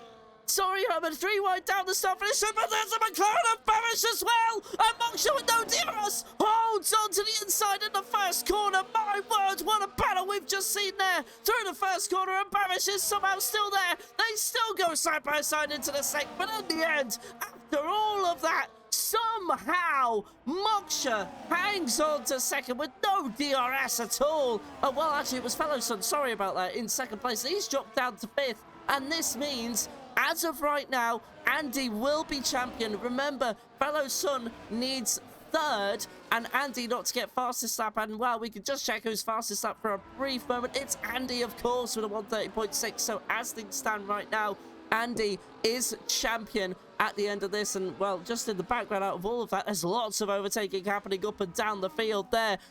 But my words, this Grand Prix giving us far more excitement than the real life Grand Prix from Sunday night, well, from Sunday morning, depending on where you are in the world. And it's certainly becoming a very entertaining Grand Prix as of right now, Herman.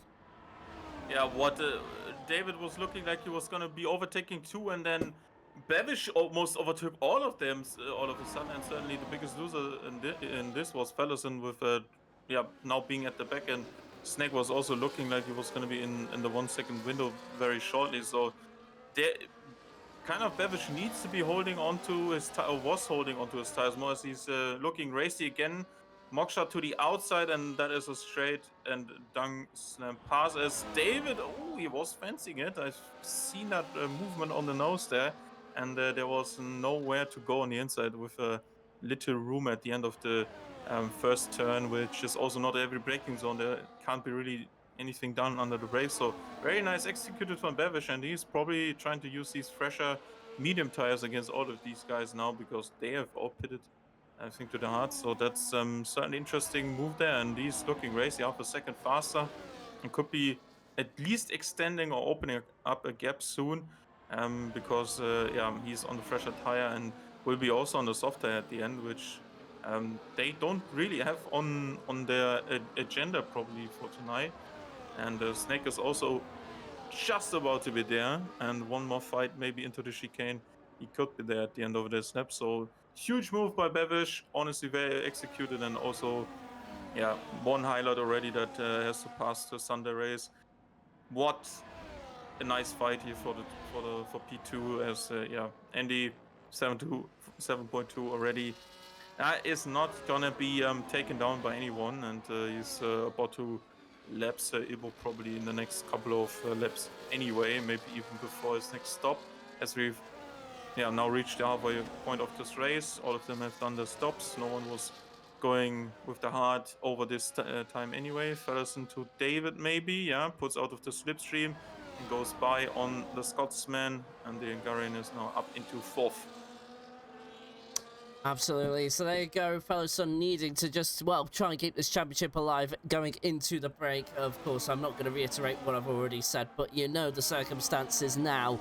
Fellowson up to 4th place on the Scotsman, and it looks like, just kind of observing Pleasant Snake there, he doesn't have a good exit out of the Casio triangle. Seems to be really struggling, and that's where most of his time is lost. He gains it back through every other section of the circuit, but then when it comes to actually needing the DRS, just completely loses it through the final chicane there, and the only chicane on the circuit. There's been a bit of a swap here. Oh, down the start finish straight. There's Quan even involved in all of this. Down the inside, out of the first corner, and now that will become the outside. There's no Sebo defends that for now, but Quan trying to cut back and see if there's another way through Snake, but it's a very narrow section of the track, and that actually allows Devsy to get away a little bit, and into the points go both Kick Salbers. But of course, currently the Alpines are outscoring them. Eugene higher up the table and trying to catch up to Quincy. And, well, Tabran has crashed and is out. And it's the first safety car on lap 14 out of 27.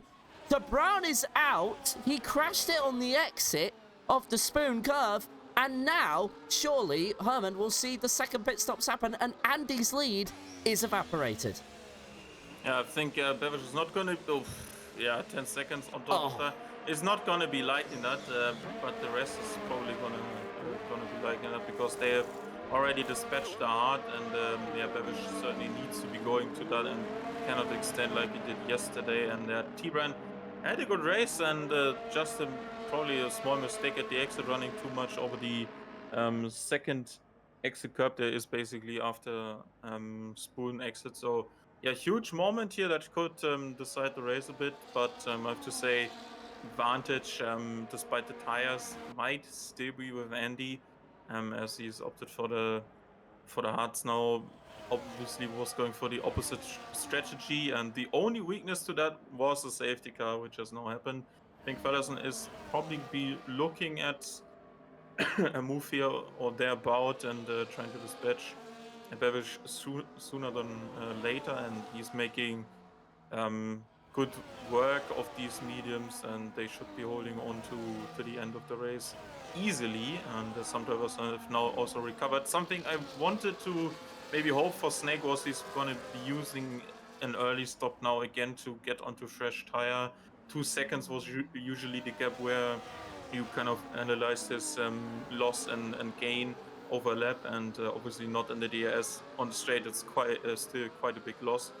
And he was maybe waiting for this because now he's 100% inside of the DRS, but he also needs to be making sure that he's going to be sticking with it. And then there's a chance to, be inside of a fight for the podium if two drivers are not leaving enough space, maybe at the exit of 2, or run wide into the chicane at the end of the lap.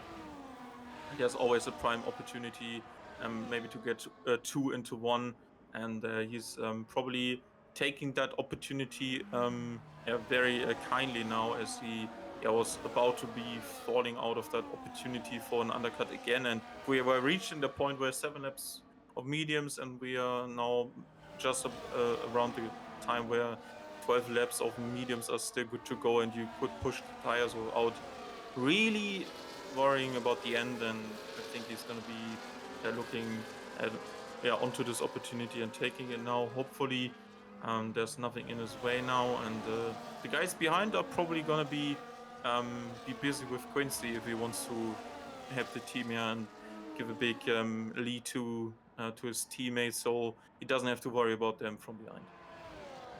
Thank you very much. So as of right now, I think I don't think the hards are a good call, to be honest with you. I mean, I don't think it's going to really affect Andy too badly. But of course, Bavish, with his 10-second penalty, thanks to speeding in the pit lane, he's going to really drop down the order, as you've already alluded to. And I just don't see him coming back from this one, to be honest with you. Kovachka has to serve his 3-second penalty at the end of the race, of course, speaking about penalties.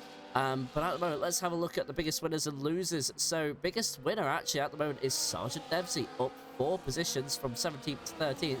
He will score points if things stay as they are right now. And for Kick Sauber, this will be a very good thing, as now both Alpines are very much in point-scoring positions, and Moksha is in with a podium. As of right now, we are just waiting for Sir Ibo to catch up with the pack, although if he doesn't, we will be underway at the next lap. So that would mean if Sir Ibo doesn't catch up, we would be racing on lap 18 out of 27. But I think Sir Ibo will catch that up before long. And of course, we'll have to see if Race Control do call in the safety car. I just kind of want a reminder, Herman, what was our top 3 predictions again? Or top 5, I should say. So we had Andy both in first, with Feddersen also taking second for both of us. Devish third for you, but I took Moksha on. David is my fourth, and Moksha is your fourth. And then I took Bevish to fifth, and you took David to P5. Very much. So at the moment, things just working out in a bit of a reverse order, I suppose. Oh, well, a bit of a mixed up order if you count the things between me and Herman. But at the moment now, so Race Control have not called in the safety car, so we will be going racing on the next lap. So that means once we get to lap 18 out of 27, safety car will be in and will be under full racing speed, and that's good news for the medium runners. The hards, well, are going to take a little longer, so Fellow Son here could be looking at the win sooner rather than later.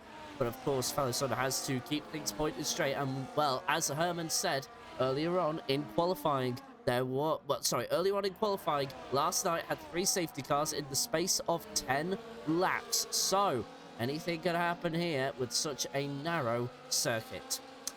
But Andy Arjo will be leading the way and might be feeling the pressure a little bit, as now Ibo has caught up. So at the end of this lap, Race Control calling the safety car. Then it'll be up to Andy to determine the pace of the field, as he will become the leading car. And it's up to him when we go racing, as long as it's before the start finish straight. But at the moment now, I mean, we obviously expect Andy to hold on to this, but we're really now going to be turning our attention to Fellow Son.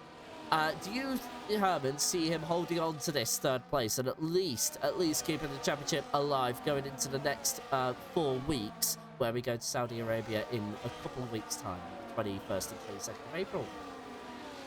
Yeah, I think despite the early incident on the first lap yesterday, where 3 more safety cars in total in that race and 2 more than we just had today, helped him to crawl back. His pace was immense. He still made good use of these tires inside of a second stint, where he could really easily dispatch medium midfield drivers. So he was strong and confident. He wasn't even at any point looking like he was a bit twitchy or didn't show any confidence to me. I think he likes this track a lot more, despite a very close call for Division 1 in Bahrain. He was still winning that Bahrain race last time out as our most recent winner. And I think also regarding Saudi, which he I think seems to be liking as well, he is looking good, and I think he's going to be dispatching Bevish now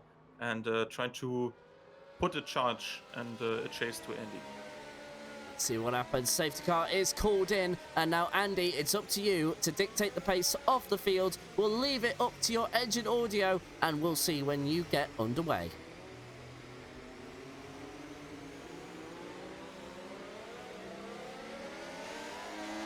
And here we go on the exit of Casio Triangle. I think he left that a bit later than he would have done, and he actually got up to speed very early on, kind of gradually did a full speed. And here we go, Bavish to the inside, but with his 10-second penalty, it does put a seed of doubt in his finishing position. But Andy holds on with that outside line as Bavish has a bit of a moment on the exit, and that allows fellow Son, and through he goes in the stake section up to second place, as well as a change in the background for Quan and Sergeant Dempsey.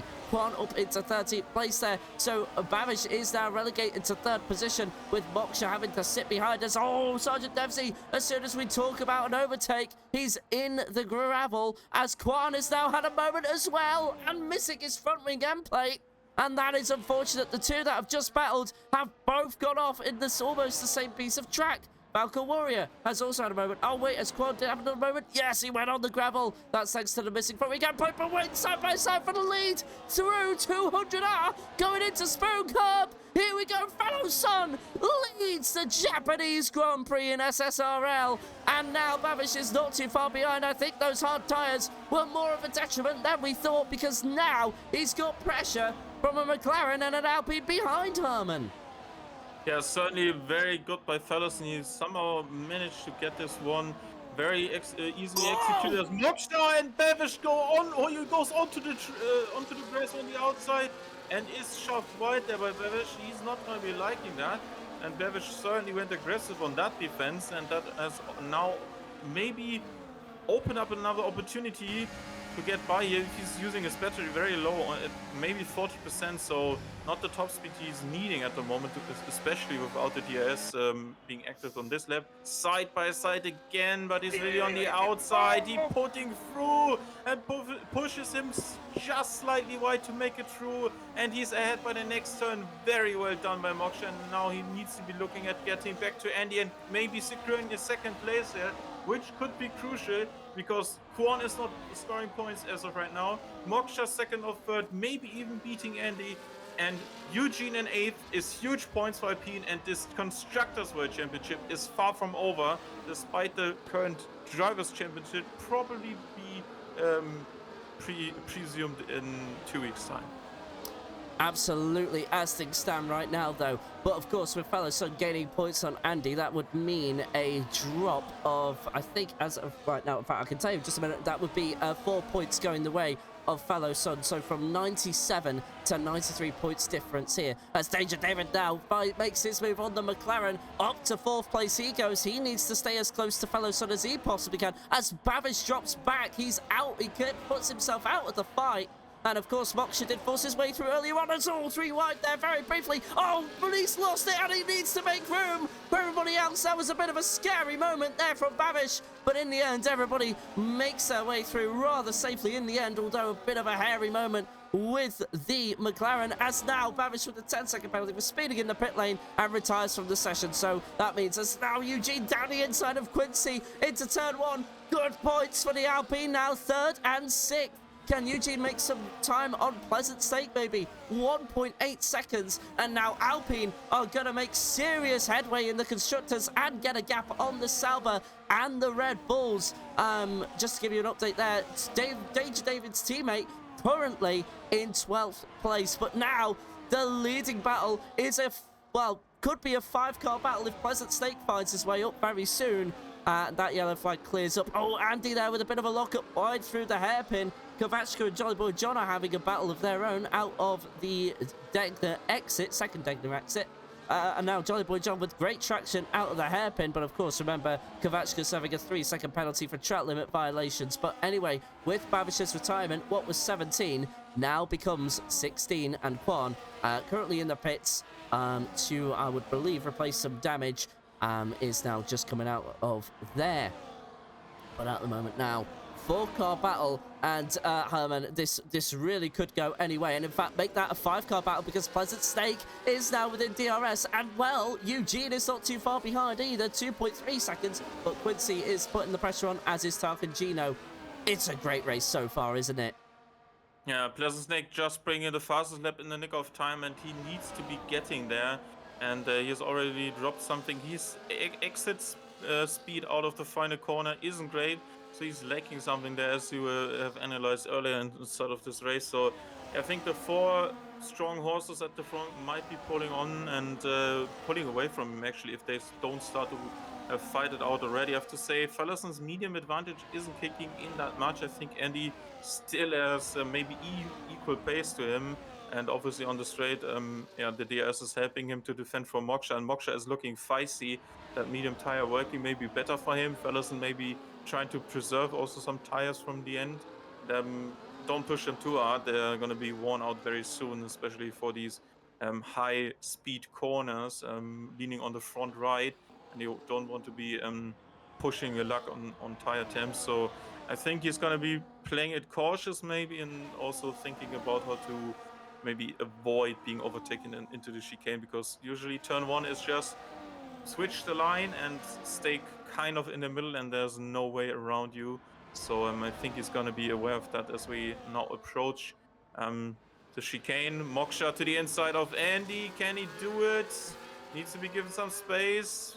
Switchback opportunity now for the Alpine driver, looking to get a 2nd place here, and that is obviously helping Fallerson to stay in front. 1/10 behind, moves out of the slipstream. Is he gonna pull through on the inside? He's braking later than the Mercedes ahead, but the inside line is very tight and you can't really get the traction out of the turn. And now Andy is in front, but isn't looking as pointy, and also very inadequate with the turn. And so he was looking like he was struggling there on the turn for the first S of turn 3. So but he's managed to stay ahead, and Fallerson has now an opportunity to get away 8 tenths. He needs 2 more tenths before the end of the lap to stay ahead. He's found them at the exit of Degner 2.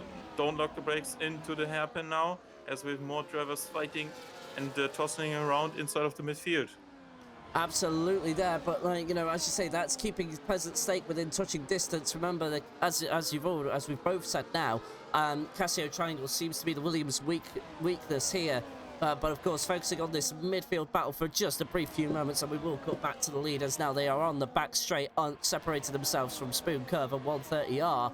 Well, yeah, may as well just cut back to that now, because anything could happen through here. Pleasant Stake 9 tenths there, so I think anything with corners, the Williams is actually losing quite a lot of pace, or maybe he just doesn't quite have the straight line speed there. Certainly one of the two, but we'll keep an eye on that gap. But at the moment, Andy has actually put a bit of distance between himself and the Alpine of Moksha, and now David is going to have a look at trying to have a go down the inside, maybe. They go side by side down the start-finish straight. David to the inside, Moksha to the outside, and at the moment, they actually both get through rather okay, and Moksha holds on to it for now, and now to the battle for the midfield. Kovacka to the inside of Quincy, maybe? No, not quite. Has the slot in behind Kovacka, and there's Jolly Boy John for company, trying to find a way around. Surely not going to get it done through there when the V-carb is planted on the middle of the track. So that, well, Kvachka still holds on to ninth, but of course, with things standing as they are right now, Kvachka will be relegated to 12th place once his 3-second penalty is served at the end of the race. 5 laps to go here in Suzuka, and we don't know which way it's going to go. The top 5 are all together, although Pleasant Stake is beginning to drop back a little bit, so he might be out of the picture once we are on the final lap. But this one is going to be one of those you won't know until the final lap. And then there's been a move in the background as Quincy there overtakes Tarkangino there for 7th position. Tarkangino with a moment potentially. And, well, Gino there had to hang on to 8th place because Kvachka was trying to hang his car around the outside. We just caught that battle in the nick of time, but now the leaders are coming up to Casio Triangle as of right now. So DRS games will be in play once more. Danger David, Moksha, Andy, and Fellow Son with no DRS, of course, because he is the car in front. Tarkangino makes a move in Casio Triangle for 7th position. But the leaders don't move an inch, so we'll go back to this midfield battle. We're currently following the Aston Martin of Jolly Boy John, and Gino has no DRS at all. And look at this, it could be 3 wide into turn 1 again. And Quincy loses more positions when Tarkangino and Kvachka make a bit of contact. Jolly Boy John up into 9th place, and more bits of carbon fibre go flying. And oh my word! Jolly Boy John trying to make something stick there as Quincy makes his way through after Jolly Boy John has a moment. It's all kicking off in the final 4 laps, Herman. Yeah, I think Quincy's gonna say thanks for that, as he was looking to try and defend all of these positions from the drivers behind, but was obviously lacking with the DRS, and he's gonna be trying to regroup and collect some ERS back into his battery and maybe making a move on these guys in later stages of this race. He's on the hard tires that are coming into fruition at the end of this race more than the mediums, despite them being still in a farther decent window, but the hards are going to be feeling mighty right now, and he's certainly has kept them honest and has kept them company as he is fighting for what is at the end probably 7th position. Eugene is 5 seconds up the road, and Kovachka's position he has already in the pocket, as Andy is probably now lining up a move on Fellas and no DRS as they approach the 3rd last lap. Is the Mercedes gaining enough on this straight? As of right now, that is not the case, and Ferguson also is good on brakes for the first 2 turns, so that is looking good, and any one of these top 4 can still win it. Absolutely, as now Tarkangino with no DRS gets absolutely but double start finish straight, but there's a bit of contact with the Aston Martin there of Jolly Boy John, but able to still get through despite what happened. And now it all settles down with Jolly Boy, well, Kvachka into 7th now, of course, with a 3-second penalty. So he's going to be relegated all the way down to 12th, as we've said already. And Quincy will assume 7th if things stay as they are right now, which I promise you they won't, as now Jolly Boy John got momentum on the exit of Snake, but not enough to overtake Quincy there. Of course, we should consider... Oh, caution in Sector 2 for a Mercedes. Oh, Falco Warrior into the barrier! And he reverses out just in time. No safety car required. But Falco Warrior there, losing points for the Red Bull outfit. Danger David having a good race so far, but that's really going to hurt Red Bull's Constructors' Championship as well. Now, what was a 5-car battle for what is essentially 7th position becomes, well, actually, hang on, 1, 2, 3, I'm not going to try and count that, but I'm going to say 4-car battle just to sound intelligent, and that's probably incorrect. It's probably more like a 5-car battle. It's, oh, wait a minute, for 2nd place, Moksha dives around the outside of 3rd place, and he's got the DRS advantage on Fellow Son as well. What about Danger David? But Andy will, of course, have DRS on return because he was within a second of Fellow Son, unable to get that 2nd place back, and now Moksha is in a winning range, and he would be only, I think, the 3rd different driver in Division 2 to get a win. No, 4th, because Danger David and Fellow Son both have wins in this division, if I've got that correct. I'm looking at that right now, and that seems to be correct, yeah. Thank you very much. All right, but, oh, goodness me, 2nd to last lap, Herman. How do you think this final lap is going to go? We only have one real overtaking opportunity, and that's coming up in a few corners' time. Honestly, it's all about the ERS management now. Can you save enough into the slow corners you don't really overtake into the first inside of the first sector, I have to say, if you didn't get it right on the straight. So if you can save some ES, you're going to be looking good. And Moksha has the only guy in front of him that has no DRS at the start of the next lap, but he's already fighting again with Andy inside line, maybe, but the Alpine has enough top speed for this now, and he's very close to Fellison. Attack is your best defense in this case, and the last opportunity, really, if you don't screw it up over the last lap, it's gonna be now. Do or die for Moksha and Fellison. Andy is not close enough. ERS and DS will be deployed. Take it away, Dave. 3.6 miles separate one of these four drivers from a win. Moksha to the outside for the lead of the race into the first corner. Who comes out on top? Is it Fellowson or Moksha? It's, well, Fellowson for now, but they're still side by side into the snake. And Fellowson gets it, but now Moksha's trying to come back.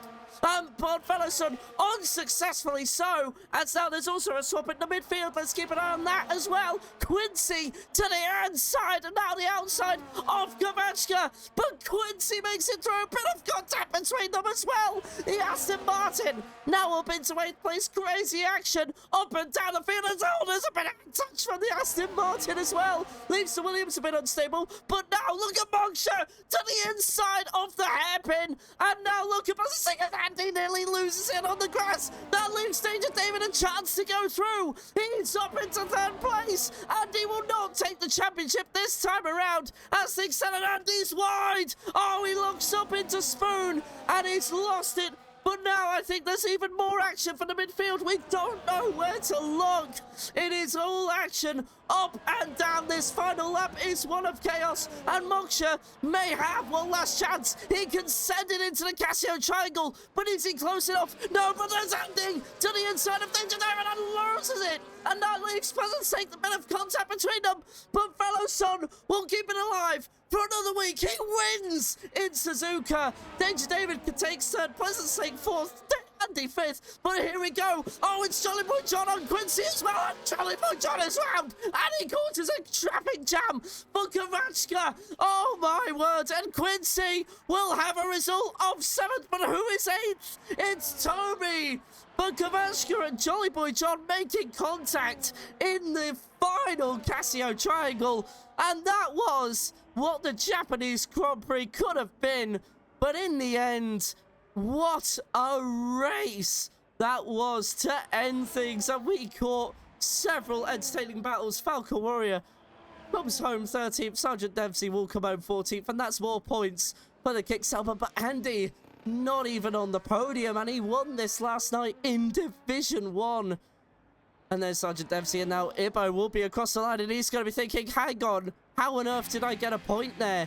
And that's the V-Carb, obviously, with 1 point. But what a final lap, Herman, that was. And Andy, looking like he was going to take the championship, now has to wait 2 weeks in Saudi Arabia. Honestly, someone should roll this footage on Sunday back then, and everyone would lose their minds. As you just almost lost your voice there. What a finale! Moksha looking like he wanted to go early into the hairpin, and the optimal line was compromised for him. Then at the same time, Andy didn't have a great exit, opened it up for David, who took it into Spoon Curve, and he was right on the outside, and then Snake gone through on him as he was trying to line up David into dive bomb for the last chicane. Fellowson was safe before they approached the last chicane, and he has taken back-to-back victories, something we've only seen from one man, and the man only, Andy. After Bahrain last week, Fellowson wins again in Division 2, and he certainly put a statement, because Andy in 5th is not a comfortable margin anymore, and that is his lowest place finish since the start of the season. You have to say it. Only 4th or higher for Andy, and that is certainly a huge win in Fedderson's book, and nothing is out of the question for this championship with 4 races to go. Well, I will probably say we've only really delayed the inevitable, but now I think Andy still took fastest lap, if I remember that correctly. Oh, we were just about to have confirmation there, and we just lost it at the very last moment. I think David or Pleasant Snake had fastest lap throughout the race. Maybe at the first stage when they started to fight, and Fenderson lost all of these positions on the main straight. Maybe we can have a confirmation about that later. But I think, despite the point, it's still a good chunk taken off of Andy's lead. Yes, and that also means as well the podium streak for Andy comes to a complete end. So his streak has obviously ended. Now, of course, all good things must come to an end. But that's it. Like, for the first time ever, we will not be interviewing Andy in what feels like forever. And that is very, very weird indeed. So we're, of course, going to see fellow son. I'm trying to remember everyone else. Moksha and then David. Are we sure about that? Yeah, because Snake was 4th, Andy 5th. That's correct, yes. So we will be seeing fellow son, Moksha, and Danger David, as Herman has rightfully said. And in fact, speaking of, we will have the interview with the race winner now. And oh my word, what a fascinating Suzuka Grand Prix SSRL has held for us. Fellow son, congratulations on what was an absolutely excellent win. It went down to the full 27 laps for that to be decided. How do you feel about that? Yeah, thanks. I feel great. I think I managed to use well, I tried to use the guys behind us to hopefully stay in the DRS, and then hopefully one of them maybe goes for an overtake, and I can pull a little bit of gap. But yeah, very tough today.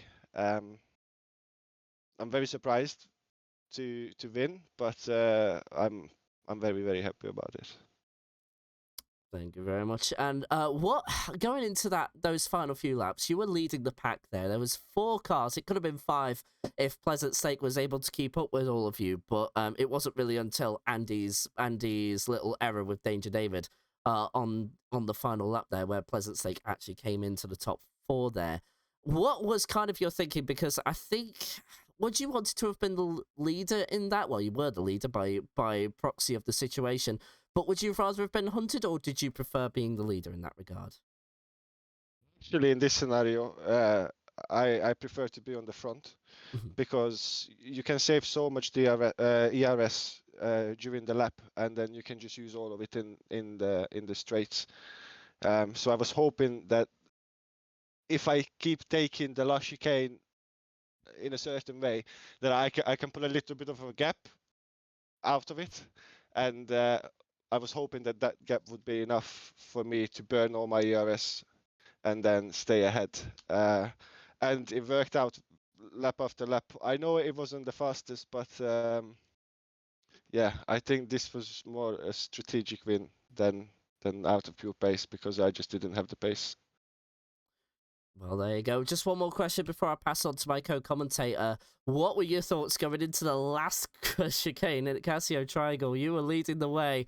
Was there any sort of panic there, or were you very confident in like, you know, in your ability just to get through that scot-free? I would like to say I was very confident, but inside I was just like, please don't mess it up, please don't mess it up.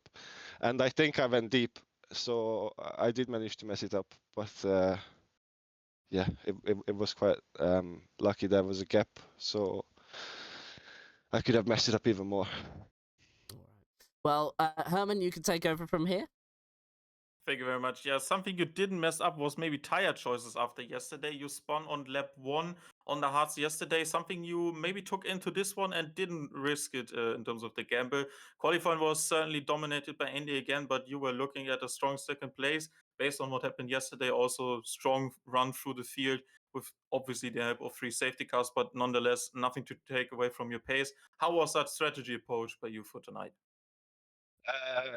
Hi, first of all, and then well, this time I had time to actually set my strategy or to think about it or do anything. Yesterday it wasn't really the case, so yeah, I just thought I was going to go with the hard, and then I just pressed on it, and then I just kept going left on the fuel until the race started. So I don't even know how much fuel I bought yesterday. But yeah, today I was a bit worried when I seen the safety car come out, but I was kind of, well, I was hoping that I can pull a gap to Andy on the hard when I was on the medium, but I still couldn't do it.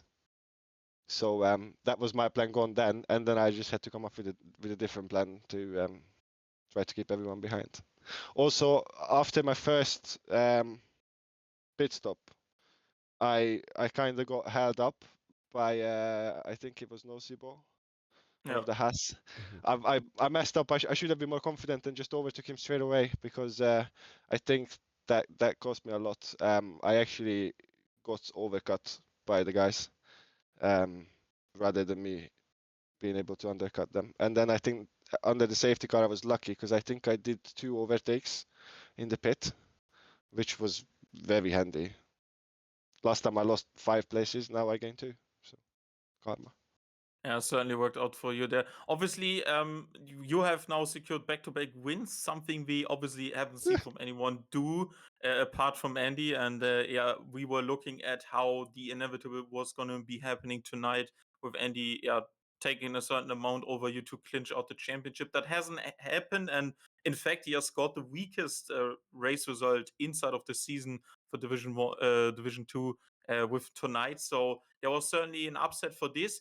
If someone had asked someone has told you before the season you're going to win Bahrain and Japan back to back, looking at how the game was maybe feeling for you, also you being a bit frustrated about it at the start, how do you take this one on the chin, maybe bring the momentum over the week's break and maybe start a little bit of a comeback, give us something to cheer for, especially when you're the underdog against someone who was pretty dominant, you can say even almighty inside of the season? Yeah, I don't think there is anything I can do to stop him become a champion. It is very surprising that I managed to win 2 races in a row. Let alone just like win the race. I don't really know what to say. I don't think I have the pace. I think he might have had a couple of unlucky races, and I know that he hasn't been practicing too much. But I'm pretty sure he will smell blood, and he will come back strong in 2 weeks' time. Okay, just one final one about qualifying. Didn't seem like you hooked it up on the final one. Something that happened for you there? Yeah, so in my first lap, I left time. I felt like in every single corner. So I tried to push a little bit harder to find that time, but I just ended up overdriving the car. I should have went a bit slower, more cautious, and I probably could have got a little bit better time, but and this time was out of reach, even if it's my best lap ever. Okay. Yeah, thank you for taking our questions and congratulations again to P1 and yeah, see you in 2 weeks' time. Thanks very much for streaming. Have a good holiday. Bye bye. Thank you very much, and congratulations from myself on P1 again. Valorson, that was an excellent race. Cheers. Bye. Hey. All right, through to second place now. We talk to Moksha. You are back on the podium at long last. It's been a long time coming, but congratulations on P2. How do you feel about that after what was a very intense 27 laps with 4 or 5 cars battling out at the same time for what would have been the win of the race? Yeah, thanks, Dave. Yeah, I'm a little bit disappointed, to be honest, because I think I was a bit faster, especially in the last 1 or 2 laps. But yeah, I just couldn't get past, and yeah, fellas made the right choices, put the car in the right position. So yeah, I'm happy with P2. I mean, I had a lot of battles to get there. I had a little bit tire advantage with compared to Andy on a hard. So yeah, it was a really hard overtake, maybe a bit too hard battle, but yeah, I think it wasn't that unsporty. Maybe I talk with Andy after that, but yeah, let's see. For so far, I'm happy. Yeah, really happy, to be honest. And of course, like I said before, 4-car battle. Where were you trying to place yourself to be on the final lap? You were trying to go around the outside of Fellowson, and as you said, he just placed the car in the right positions. So, would you? Obviously, you were being the hunter to Fellowson just by proxy of the situation. But would you have had it the other way around, or would you have done nothing differently? Yeah, I mean, honestly, I would have been before him because he jumped me in the pits because I was a little bit held up. But yeah, it was what it was. Even on the first stop, I think I could have overcut him, but I didn't put out the pit limiter. So I just hang the whole time behind Fellison, and I couldn't get past him. But it wasn't possible at all. All right, I'm gonna for any further questions, Herman, you can take over. Yeah, thank you. Yeah, so Moksha, obviously after yesterday, I didn't think you were looking as feisty as you did today. You improved on qualifying and you made it into the top 3. That wasn't looking like your best race before, obviously, that damage after the safety car in the safety car phase. So that really hampered your race, and you couldn't do anything about that at the end. And now you came back with a good race. You had something to think about. Probably was there one major thing you can pick that has changed from yesterday to today? No, I must say yesterday I was quite satisfied with my pace as well. I was there right where Barbashwa was, but the damage of course took me back in the last stint. So I think without it, I would have fight for a podium as well. Maybe behind Fellison and Andy, but I think the pace was there. And as Fellison told, the first quali lap was quite surprisingly good, because I was also making some mistakes, messing up the hairpin, and I was quite happy with this time, to be honest, and then I couldn't reproduce it afterwards. Yeah, so maybe I took a bit learning from yesterday. It's also, I mean, you drive 27 laps on one day, and that's enough practice, I would say. So yeah, I found a bit pace, but not much, to be honest.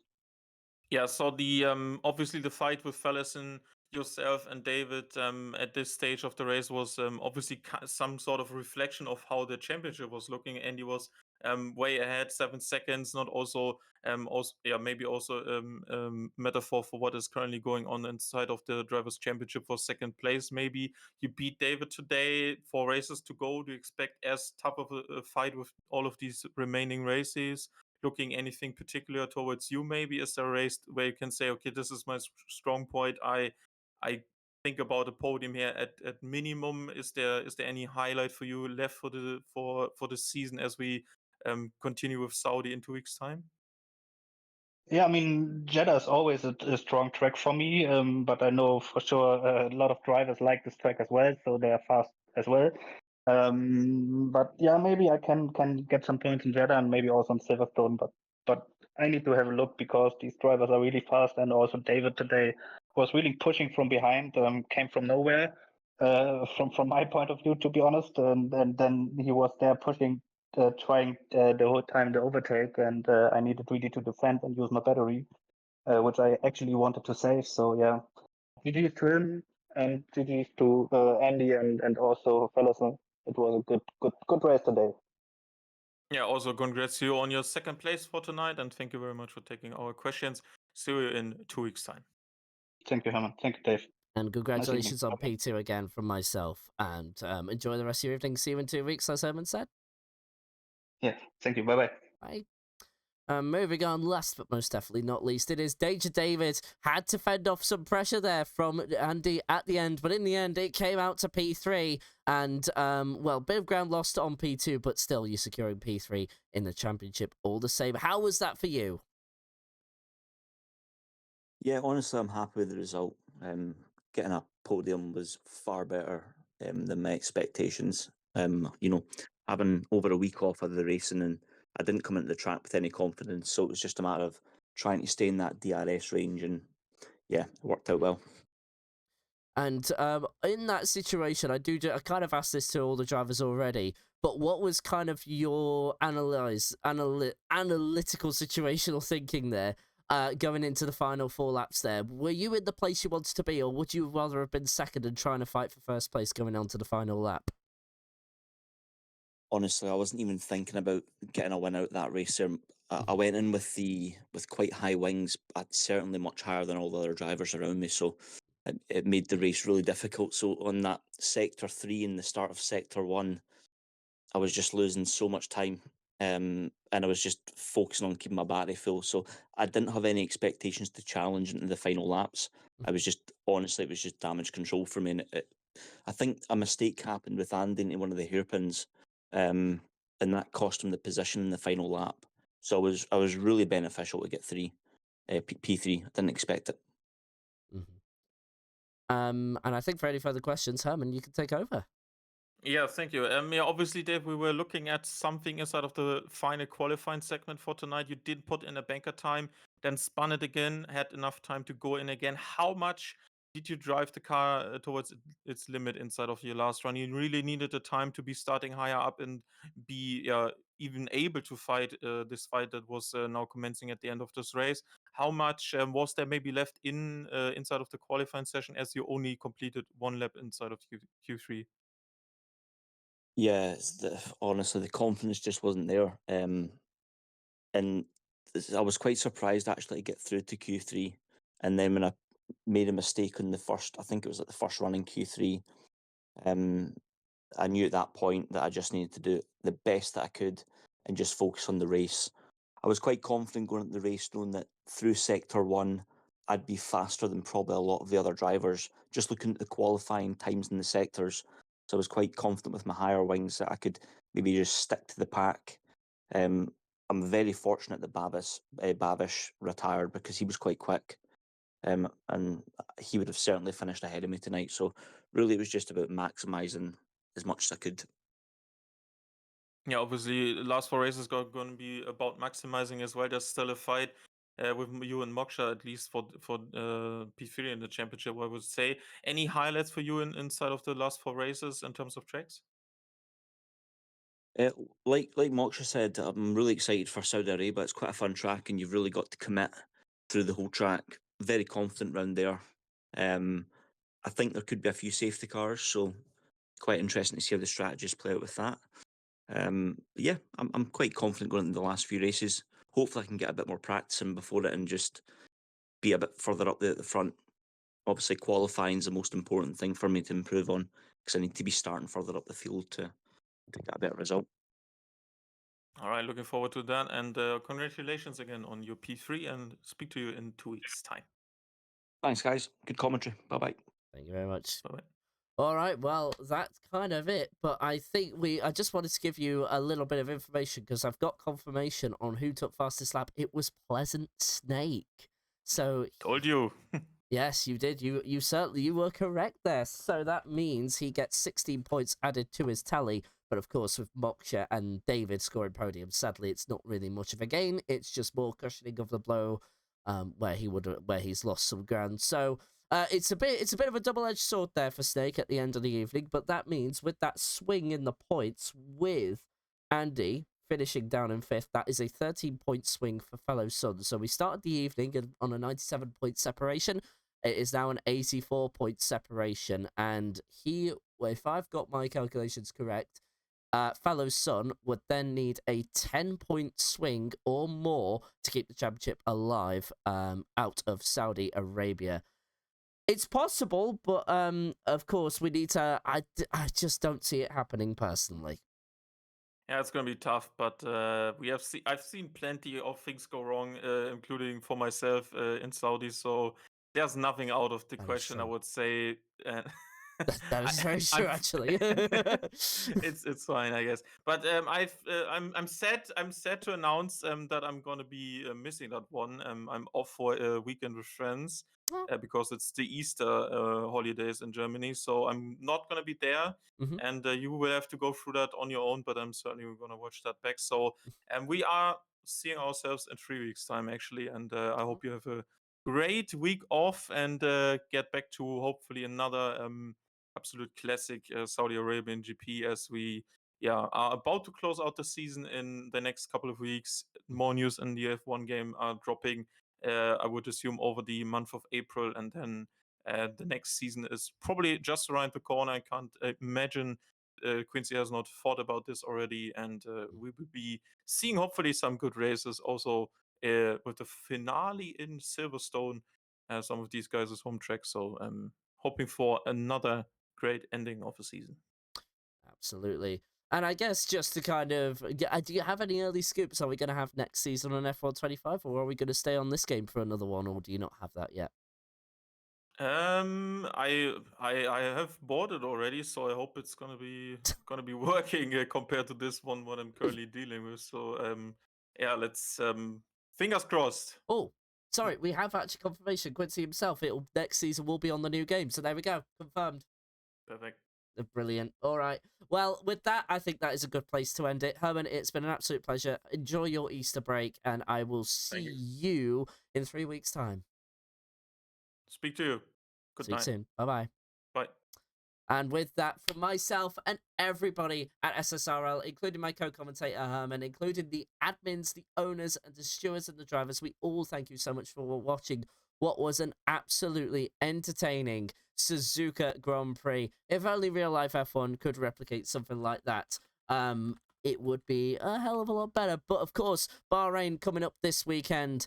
And, well, for us, it is see you in 2 weeks' time in Saudi Arabia. Remember, 7:30 p.m. BST starting time, as we've now moved on to daylight savings.